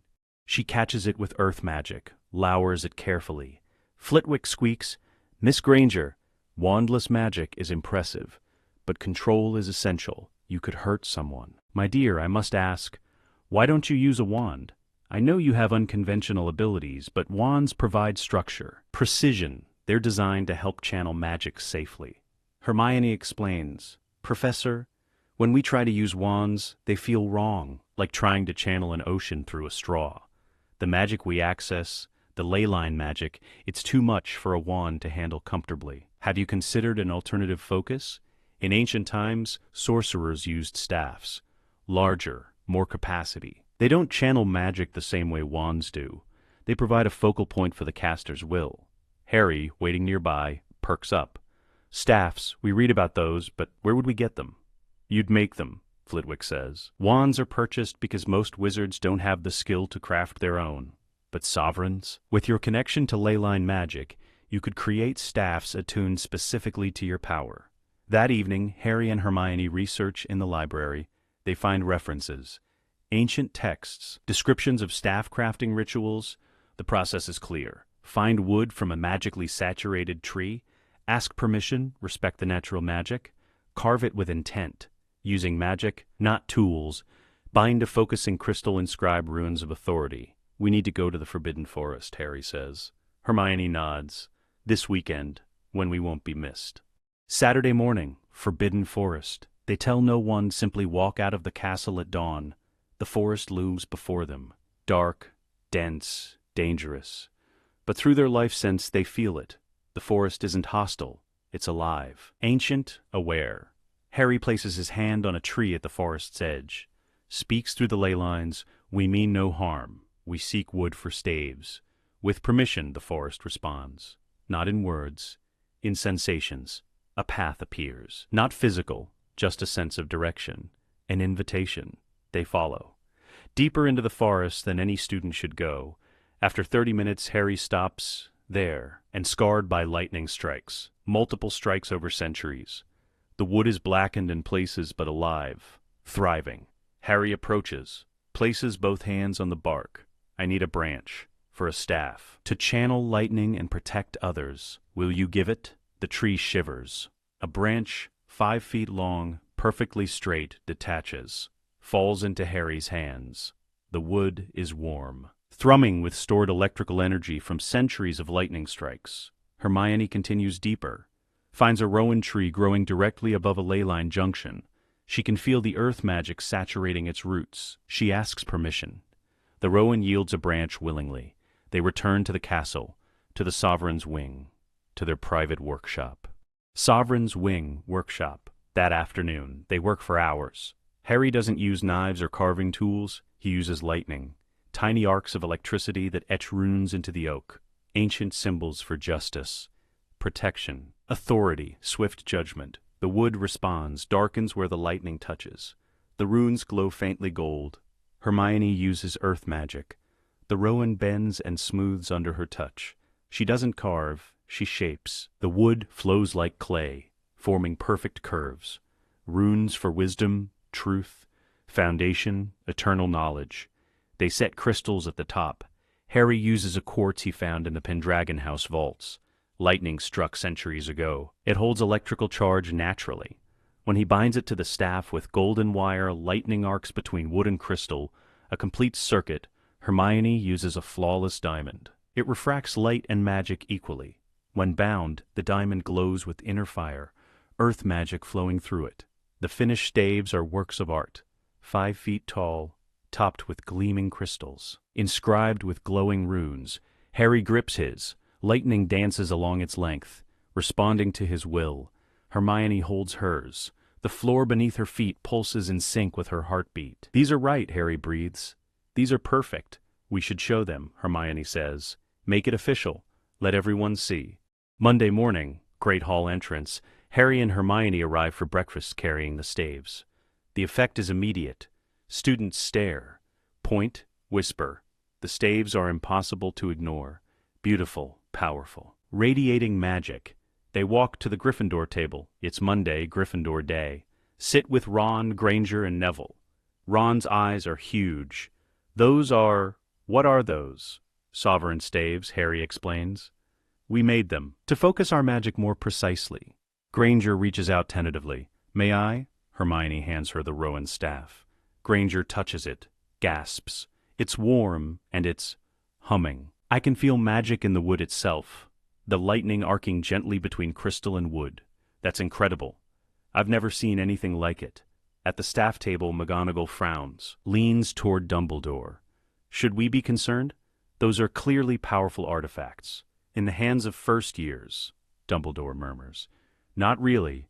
And those staves, I sense old magic, very old. Let's see what they do with them. Defense against the dark arts. That morning, Professor Quirrell stands at the front, nervous, stuttering, the ridiculous purple turban wrapped around his head. Harry and Hermione sense something wrong about him. Their life sense detects a dual signature, as if two beings occupy one body, but they wait, observe, gather evidence. Today's lesson, dealing with basic dark creatures. Quirrell lectures about red caps. Kappas, minor threats. Now, he stammers, does anyone know how to defend against a red cap? Granger's hand shoots up. She recites from Dark Forces, A Guide to Self-Protection. Quirrell nods. Correct. 5 points to R. Ravenclaw. Harry raises his hand. Professor, could we have a practical demonstration? Theory is useful, but seeing a defense in action helps students remember. Quirrell pales. I don't have a red cap available for demonstration. What about the staves? Hermione suggests. We could demonstrate a practical defense using our new tools. Quirrell looks trapped. I suppose. Harry and Hermione stand, move to the front of the classroom. We'll simulate a red cap attack, Hermione explains to the class. Harry will play the attacker. I'll demonstrate a shield, hand outstretched as if wielding a knife. Hermione taps her staff once on the floor. Stone rises. A wall 3 feet high, solid between her and Harry. The class gasps. Harry vaults over the wall, continues advancing. Hermione taps again. The wall extends, curves, becomes a half-dome, protecting her completely. Harry steps back, grins, and that's a basic earth shield. Takes less than a second to cast. Effective against physical attacks. Now we switch, Hermione says. She advances. Harry raises his staff, doesn't tap it, just channels will through it. Lightning forms a barrier, crackling electricity in a dome around him. Hermione stops, and that's a lightning shield. Different principle.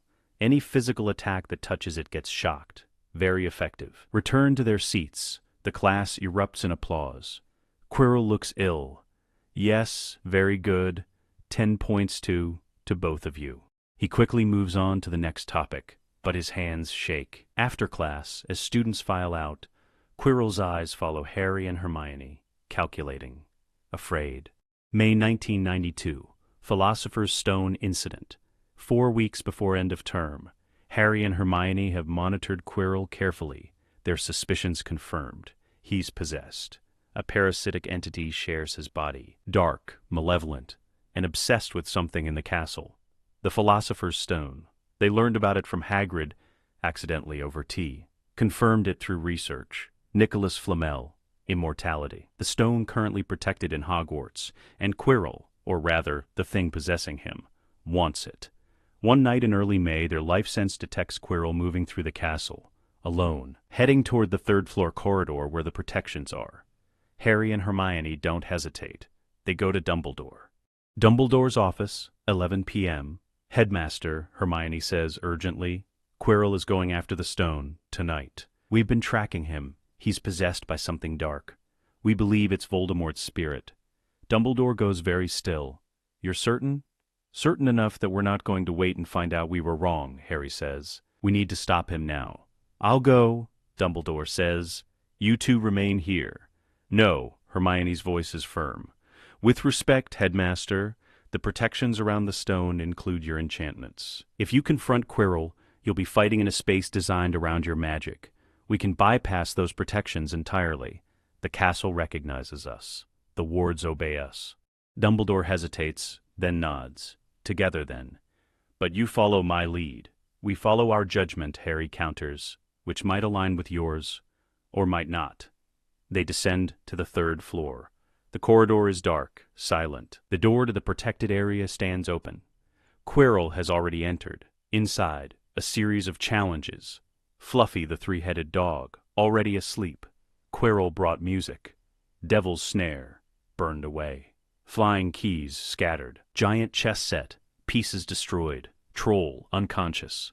Potion puzzle solved. They reach the final chamber, a large room, the mirror of Erised at the far end. Quirrell stands before it, staring into its depths. frustrated. I see the stone.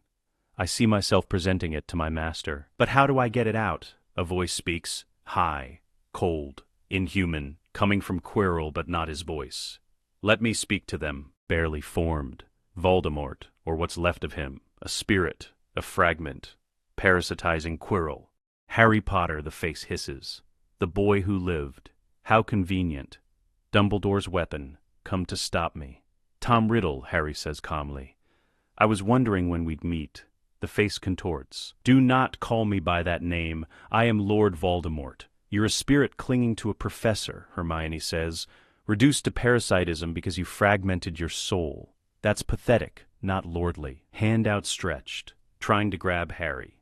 Harry doesn't move, just raises his staff. Lightning erupts, not wild, controlled. A surgical strike. The bolt hits not Quirrell's body, but the connection between Quirrell and the parasitic spirit. Voldemort screams. The spiritual bond strains, weakens. Hermione taps her staff on the floor. Stone rises. Not binding Quirrell, binding the spirit. Crystalline stone forms around Voldemort's shade, trapping it, severing it from Quirrell completely. Quirrell collapses, free, gasping. What happened? You were possessed, Dumbledore says gently. He's been watching, letting the sovereigns act, for months. But you're free now, the crystallized spirit. Voldemort, trapped in stone, writhes, screams, but cannot escape. Harry picks it up carefully. The crystal is cold, malevolent. This is a fragment, a piece of a soul. He's made Horcruxes. Dumbledore's face goes grave. You know about Horcruxes. We've researched, Hermione says. Soul magic, the darkest art, and Voldemort has made multiple. This is just one piece. How many? Dumbledore asks. We don't know yet, but we'll find them, all of them. Harry looks at the trapped spirit, starting with this one. Dumbledore nods slowly. We have much to discuss, but first, we should get Quirrell to the hospital wing, and secure the stone. Hermione approaches the mirror of Erised. She doesn't look into it, just touches it, channeling earth magic. The stone is inside, hidden by enchantment. But the enchantment recognizes sovereign authority. The stone appears in her hand, blood red, gleaming. We'll hold this, she says, until we can return it to Nicholas Flamel, or destroy it, whichever is safer. Dumbledore could object, could demand they give it to him. Instead, he nods. Very well. I trust your judgment. It's the first time he said that, and meant it. Summer 1992, Pendragon House, June. First year is over. Exams were trivial. Harry and Hermione scored perfectly on every OWL level test the professors could throw at them. They spend the summer at Pendragon House, planning. The Voldemort fragment is secured, locked in a vault beneath the house, surrounded by leyline wards. But they know he's not finished. There are more Horcruxes, more pieces of his soul scattered across Britain, and the magical world needs reformation. Badly. We've seen the corruption, Hermione says. They're in the library, scrolls and documents spread across the table, ministry officials who bought their positions, Death Eaters who escaped justice, a system designed to protect the powerful. Harry nods. We've been too passive, observing, learning, but it's time to act. The Sovereign's peace, Hermione says. She's found the reference in the Pendragon Compact. Article 12. In times of corruption or crisis, a sovereign may invoke a 7-day period where all governmental authority is suspended for review, and anyone holding office must submit to verification, Harry continues. Truth site examination, prove they're legitimate or be removed. It's drastic, Hermione warns. It'll make enemies. Every corrupt official will unite against us. Let them, Harry's voice is steel. We're sovereigns. They can't touch us legally, and we're strong enough to survive whatever they try politically. They spend the summer compiling a list, names, positions, evidence of corruption. Lucius Malfoy, already stripped of his board position, but not yet prosecuted for Death Eater activities. Cornelius Fudge, incompetent, easily bribed, dangerously weak. Dolores Umbridge, senior undersecretary, ambitious, cruel. Anti-werewolf legislation drafts found in her files. Dozens more. Department heads, Wisengamot members, officials who've held power for decades through bribery and blackmail. By September 1st, they're ready.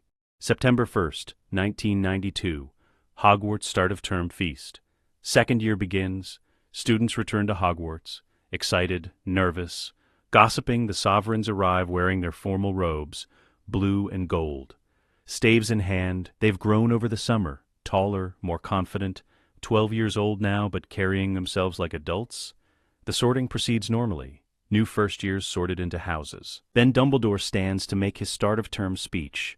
Before he can speak, Harry stands, his voice magically amplified through ley line magic. "Headmaster, if I may, the sovereigns have an announcement." Dumbledore's eyes narrow fractionally, but he nods, sits. Harry and Hermione walk to the front of the hall, stand before the entire school. Hermione speaks.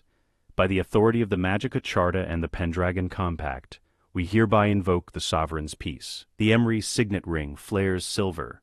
For the next 7 days, all ministry appointments are suspended pending review. All Hogwarts board positions are voided and subject to reappointment. All individuals holding office are required to submit to truth site examination or relinquish their positions immediately. Harry continues, "This is not a coup. This is a cleansing. For too long, magical Britain has been governed by the corrupt, the incompetent, and the criminal. We're ending that. Starting now, throughout Britain, magical contracts and oaths of office activate. Anyone who swore to serve magical Britain feels it. A tug, a compulsion, answer the summons or face magical consequences." The great hall erupts in confused murmuring. Students whispering, professors looking shocked. Dumbledore stands. "Harry, Hermione, this is unprecedented. You're invoking ancient law that hasn't been used in over a millennium. Because there's been no sovereign to invoke it," Hermione says. "But we're here now, and the corruption ends." September 3rd, 1992. Hogwarts, Great Hall, the trial of Fudge. The Great Hall has been transformed, the house tables pushed to the sides. In the center, 2 thrones. Stone, rising from the floor itself, the castle creating them at the sovereign's command. Harry and Hermione sit, wearing their formal robes, staves resting against the throne arms, rings glowing faintly. Before them, Cornelius Fudge, Minister for Magic, portly, sweating, green bowler hat clutched in trembling hands. Behind him, half the Wizengamot, journalists, witnesses. The entire school watches from the sides of the hall, 2nd years through 7th years. This is a lesson in governance, in justice. Hermione activates Truth Sight. Her eyes glow faintly golden. "Minister Fudge," she says formally, "you have held the position of Minister for Magic since 1990. You were appointed through Wizengamot vote. We will now verify the legitimacy of your appointment and your conduct in office." "This is outrageous. You have no authority to—" "We have absolute authority," Harry interrupts. "This is not a debate. Answer the questions truthfully, and you'll be treated fairly. Lie, and you'll be removed. Understood?" Fudge nods weakly. Hermione asks, "Have you accepted bribes or favors in exchange for political appointments?" "I know, never," Fudge says. A shadow rises around his words, visible to everyone through Truth Sight. "A lie." "That's a lie," Hermione says calmly. "Try again." Fudge's face goes pale. Small favors, donations to my campaign. Not bribes, just standard political contributions." "Names," Harry demands. "Who paid you? For what positions?" Under the weight of Truth Sight and sovereign authority, Fudge breaks. The names pour out. Lucius Malfoy paid for the Buckbeak execution order. Dolores Umbridge gave gifts for her senior undersecretary position. Dozens of smaller bribes for appointments, pardons, favorable rulings. The hall is silent, shocked. When Fudge finishes, Hermione pronounces judgment. "Cornelius Fudge, you are removed from office effective immediately. Your pension is revoked. You are barred from holding public office for life." The ring flares. Fudge's magical signature, the subtle aura denoting official authority, dims and vanishes. He's been stripped at the magical level. He collapses, weeping. "Please, I have a family I need." "You'll receive no special treatment," Harry says. "But you're not being sent to Azkaban. You're simply being removed from power you abused. Consider it mercy. A. Aurors escort Fudge out. He leaves in disgrace. Next, Lucius Malfoy. The trial of Malfoy, same day. Lucius Malfoy enters with his characteristic arrogance. Platinum hair, expensive robes, silver-topped cane. But his hands shake slightly. He knows what's coming. Lucius Malfoy, Hermione begins. You were a Death Eater. You served Lord Voldemort during the First Wizarding War. You claimed Imperious Curse as your defense and escaped Azkaban. We will now verify the truth of that claim. Lucius's face goes white. I was under the Imperious Curse. I had no control. You're lying, Harry says flatly. You served Voldemort willingly, enthusiastically. You tortured Muggles. You participated in raids. You enjoyed it. You can't prove. Truth sight proves it, Hermione interrupts. Your own words condemn you. Every denial is shadowed with falsehood. Lucius tries to disappear it. Panic overriding strategy. Hermione taps her staff. Stone rises from the floor, binds his feet. He's trapped. Harry raises his staff. Lightning arcs across the hall, safely above everyone's heads, before striking Lucius. Not to harm, to bind his magic temporarily. You are guilty, Harry declares, of Death Eater activities, of bribery, of using your position to advance pure-blood supremacy and endanger Muggleborns. Your assets are seized. Your family name is stripped of noble status. You will serve time in Azkaban. Please, my son. Draco will be given the opportunity to choose differently than you did, Hermione says. He'll inherit nothing from you, but he can build his own life, free from your corruption. Lucius screams threats as Aurors drag him away. But the judgment stands. The hall watches in awed silence. Justice. Swift, absolute, uncompromising. Over the next 7 days, dozens of officials are examined. Some are cleared, some resign preemptively, some are removed and prosecuted. By September 8th, the Ministry of Magic has been gutted of corruption. The old guard is gone. And the sovereigns have made it clear they're not symbolic rulers. They're active, decisive, and powerful enough to enforce their will. October 1992, Hogwarts. The Chamber opens second year. The sovereigns are now established, feared by some, respected by most. The corruption purge made them enemies among the old pure-blood families, but it also earned them loyalty from Muggleborns and progressive wizards. Halloween night. The feast ends. Students file toward dormitories. Then someone screams. On the wall, written in blood, the Chamber of Secrets has been opened. Enemies of the heir, beware. Below the message, Mrs. Norris, Filch's cat, petrified, hanging by her tail. Students panic. The Chamber of Secrets. Salazar Slytherin's legend, a monster that kills Muggleborns. Harry and Hermione push through the crowd. They study the message. The cat. Through ley line awareness, they sense it. The disturbance in the castle's magical field. Something large, ancient, moving through the pipes. Basilisk, Harry murmurs. Only Hermione hears.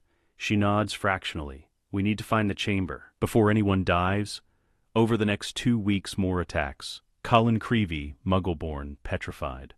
Justin Finch Fletchley, Muggleborn, petrified. Nearly Headless Nick, petrified. The school is terrified. Students accusing Harry, he's a Parselmouth, discovered during a dueling club demonstration. Maybe he's the heir of Slytherin. Harry addresses this publicly at dinner one night. Standing at the Gryffindor table, I am a Parselmouth. I can speak to serpents, but speaking Parseltongue doesn't make me Slytherin's heir. It makes me someone with a rare magical ability. I'm using that ability to find the chamber and stop the attacks. Anyone who has a problem with that can speak to me directly. The accusations stop, but the fear remains. November 1992, finding the chamber, Hermione, Sovereign, uses her earth sense, tracks the basilisk's movements through the plumbing. She creates a map, plots every attack location. The pattern becomes clear. All paths lead to a bathroom. Second floor, out of order for decades, Moaning Myrtle's bathroom. They investigate. Find the sink with a serpent carving. Harry speaks Parseltongue. Open. Reveals a pipe. The entrance. They don't tell Dumbledore. Don't bring backup. This is sovereign business. They descend, slide down the pipe into darkness. The chamber is vast. Stone serpents line the walls. Ancient runes, Salazar Slytherin's seal everywhere. At the far end, a massive statue, Salazar's face, stern, unforgiving, and coiled before it, the basilisk, 50 feet of serpent, emerald scales, eyes closed, sleeping. Harry speaks, Parseltongue. Awaken. We wish to speak. The basilisk's eyes open. But Harry and Hermione have already closed theirs. They're navigating through earth sense, feeling the basilisk's position through vibrations. The serpent hisses. Who dares enter the chamber? Who speaks the tongue? I am Harry Potter, heir to the Pendragon line. This is Hermione Granger, heir to Emrys. We are the High Sovereigns of magical Britain. The basilisk pauses. Sovereigns? There have been no sovereigns since the time of founders. We've returned, and we need to know who commanded you to attack students. A small voice from a book, a diary. It spoke the tongue, commanded me to cleanse the school of mudbloods. That voice lied to you, Hermione says in parcel tongue. The Emrys' heritage grants her the ability as well. Salazar Slytherin placed you here as a guardian, to protect the school, not to murder children. The basilisk's massive head sways. I remember. When the master first spoke to me, he said I was to guard, to protect. But centuries passed, I slept. And when the voice woke me, it said the school was corrupted, that I must kill. You were manipulated, Harry says, by a fragment of a dark wizard named Voldemort. He used Salazar's name to control you. But Salazar is long dead, and his hatred died with him. What would you have me do? The basilisk sounds almost lost. Serve us, Hermione says, as you were meant to serve. Guard the chamber, protect Hogwarts. But harm no students. Swear this oath. The basilisk considers.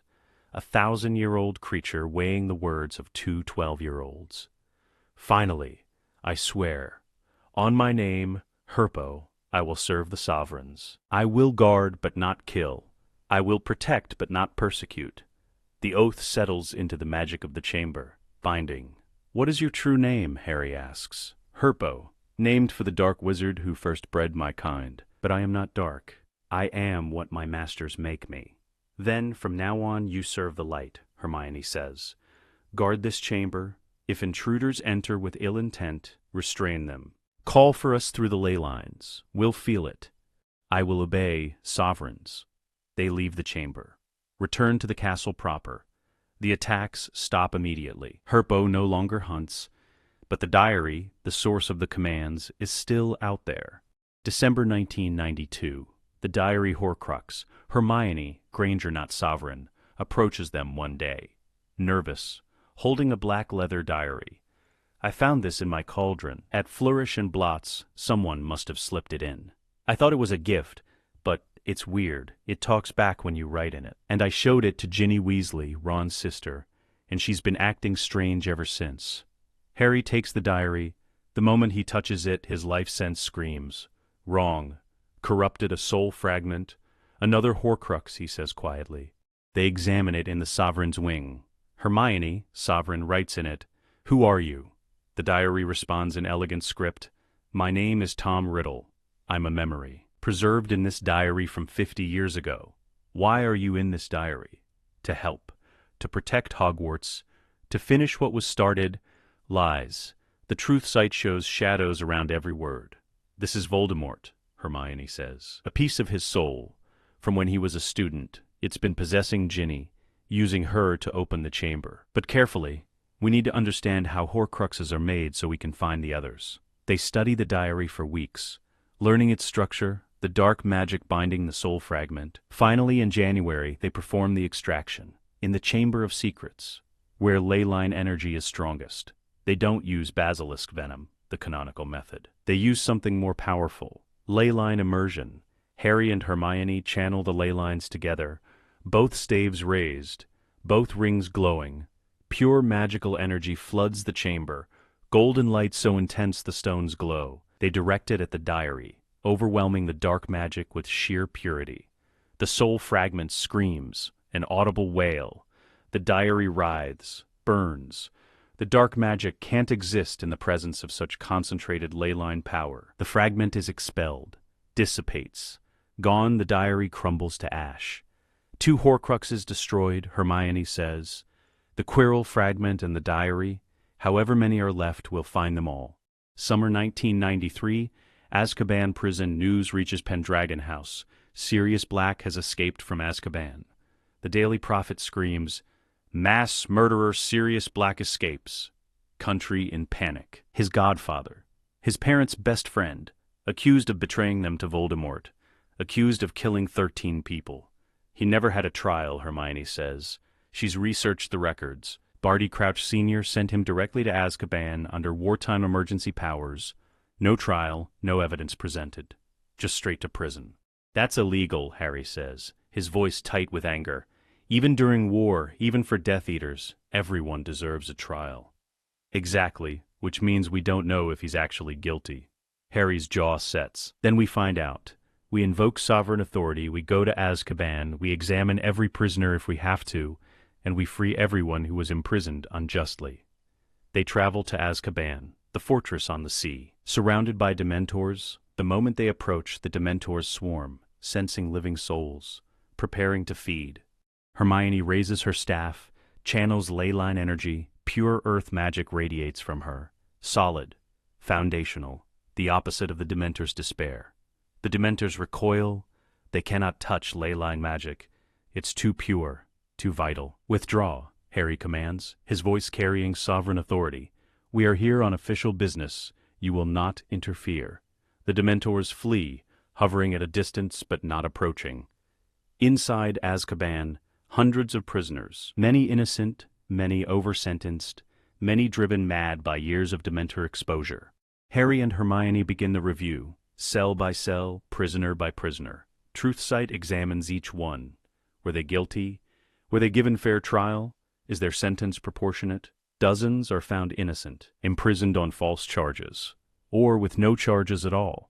They're freed immediately, told to report to the Ministry for official pardons and compensation. Then, Sirius Black, cell deep in the prison. The man is emaciated, filthy, half-mad. But when Harry approaches, Sirius's gray eyes focus. Harry? You look like James. But your eyes, Lily's eyes, Sirius Black, Harry says formally. You were imprisoned for betraying my parents to Voldemort and for killing Peter Pettigrew and 12 Muggles. You were never tried. Under Truthsight, we will determine your guilt or innocence. Do you consent? Sirius laughs. Broken, bitter. I'm innocent. I've been innocent for 12 years. Ask me anything, please. Hermione activates Truthsight. Did you betray James and Lily Potter to Voldemort? No, never. I loved them. They were my family. Pure truth. No shadows. Did you kill Peter Pettigrew? No. He faked his death. He was the traitor. He's alive, hiding as a rat. Ron Weasley's rat, Scabbers. Truth. Did you kill 12 Muggles? No. Peter blew up the street, killed them. Framed me. Truth. Every answer rings clear. True. Honest. You're innocent. Harry breathes. You've been here 12 years. Innocent. Sirius collapses. Weeping. Thank you, thank Merlin, thank you. September 1st, 1993. Hogwarts public exoneration. Start of 3rd year. The Great Hall is packed. Students, professors, press. Harry and Hermione sit in their thrones. The castle has made them permanent fixtures. Sirius Black stands before them. Cleaned up, healed, still thin but no longer skeletal. Wearing respectable robes. The hall whispers, Sirius Black. The mass murderer, why is he here? Hermione speaks, Sirius Black was imprisoned without trial. Under sovereign authority, we conducted Truthsight examination. We will now present our findings. She asks the questions again. Publicly, Sirius answers. Truthsight confirms every word. The hall is silent. Stunned, Sirius Black is innocent, Harry declares. He was imprisoned for crimes he did not commit. We hereby formally pardon him and restore all rights, properties, and titles. Magical recognition, Sirius's status restored at the fundamental level. Furthermore, Hermione continues, we are beginning a full review of Azkaban. Dementors will be removed from the prison. All prisoners will be re-examined. The torture by despair will end. Applause breaks out, not from everyone. Some purebloods look outraged. But enough to show support. Sirius looks at Harry. Thank you. I can't. You're my godfather, Harry says. Your family, of course we'd free you. The hunt for Pettigrew? Same week with Sirius's testimony, they know. Peter Pettigrew is alive, hiding as Ron's rat. They approach Ron privately. Explain. Ron is horrified. Scabbers has been in my family for 12 years. He belonged to Percy before me. You're saying he's He's a person, an animagus, Hermione confirms. Unregistered, hiding. They corner the rat, it tries to flee. Hermione's earth magic traps it, stone cage. They force the transformation. Ron's rat becomes a balding, watery-eyed man. Peter Pettigrew, the traitor. Please, he whimpers, I had no choice. The Dark Lord would have killed me. You had a choice, Harry says coldly.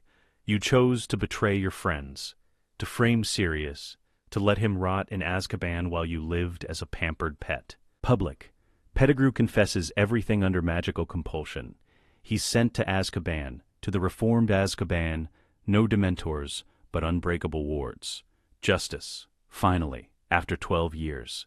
Sirius is free, vindicated. He takes a position at Hogwarts, defense against the dark arts professor. The curse on the position doesn't affect him.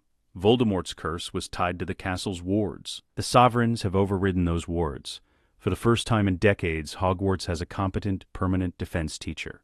5 years later, Harry and Hermione are 17, graduated from Hogwarts with perfect NEWTs. They've spent 5 years systematically reforming magical Britain. The Ministry of Magic has been dissolved. In its place, the High Court of Sorcery, a meritocratic government with elected representatives and sovereign oversight. Azkaban has been abolished, replaced with a secure facility using wards instead of torture. The Horcruxes have been found and destroyed. All of them.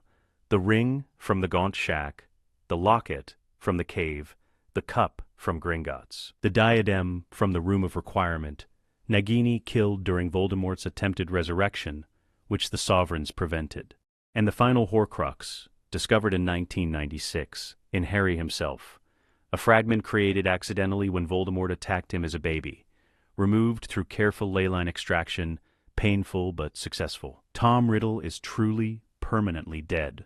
All fragments destroyed. No chance of return. The wizarding world has changed.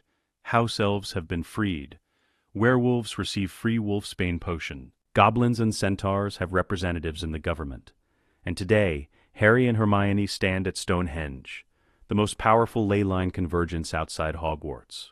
Representatives from every magical nation attend. Goblins present the crown of Pendragon and the Circle of Emrys. The formal coronation, Ragnarok speaks. You have ruled for 7 years, proven your wisdom, your justice, your strength. Today we formally recognize what has always been true. You are the high sovereigns of magical Britain. The crown is placed on Harry's head, gold and rubies, the circlet on Hermione's, silver and sapphires. They speak in unison. We vow to serve magic, not to be served by it. We vow to protect the innocent, punish the guilty, and build a just society. We are sovereigns, but we are also servants. This is our oath. The ley lines pulse, accepting, binding. The coronation is complete. 10 years later, 2007, Harry and Hermione married in 1999. A private ceremony at Hogwarts. Witnessed by friends.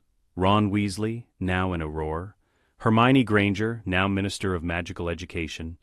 Neville Longbottom, Herbology Master and Sovereign Guard member. Luna Lovegood, Magazoologist. Draco Malfoy, reformed working in international magical cooperation. They've ruled for 17 years total.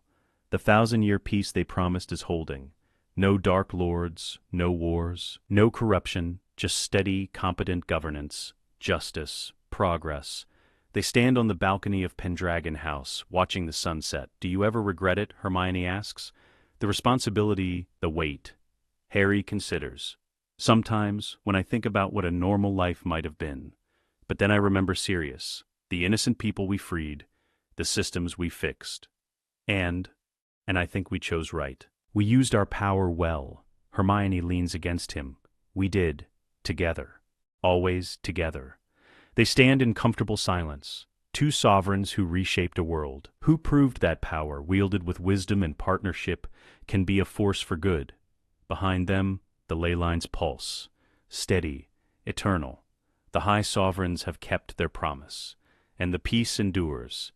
Distant future, Hogwarts, 300 years later. A first-year student sits in the library, reading The Rise of the Sovereigns, a historical analysis. She reads about Harry Potter and Hermione Granger, the two 11-year-olds who met in Gringotts and changed everything. Were they real? She asks the librarian. Or is it legend? The librarian, ancient, kind-faced, smiles. They were real. They ruled for 50 years before stepping back. Trained successors, built institutions that outlasted them. But not for a long time. Leyline magic sustained them beyond normal lifespans. They saw their reforms take root, saw the world they built thrive. I wish I could have met them. You carry their legacy, the librarian says.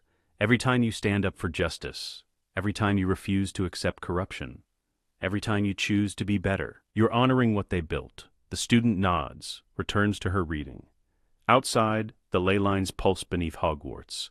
The castle stands eternal, and somewhere in the magical fabric of Britain, the memory of two sovereigns endures, not as distant legends, but as the foundation of everything that came after. The high sovereigns, who cleaned a broken world and built something better. Let us know what you'd like to see next. The end.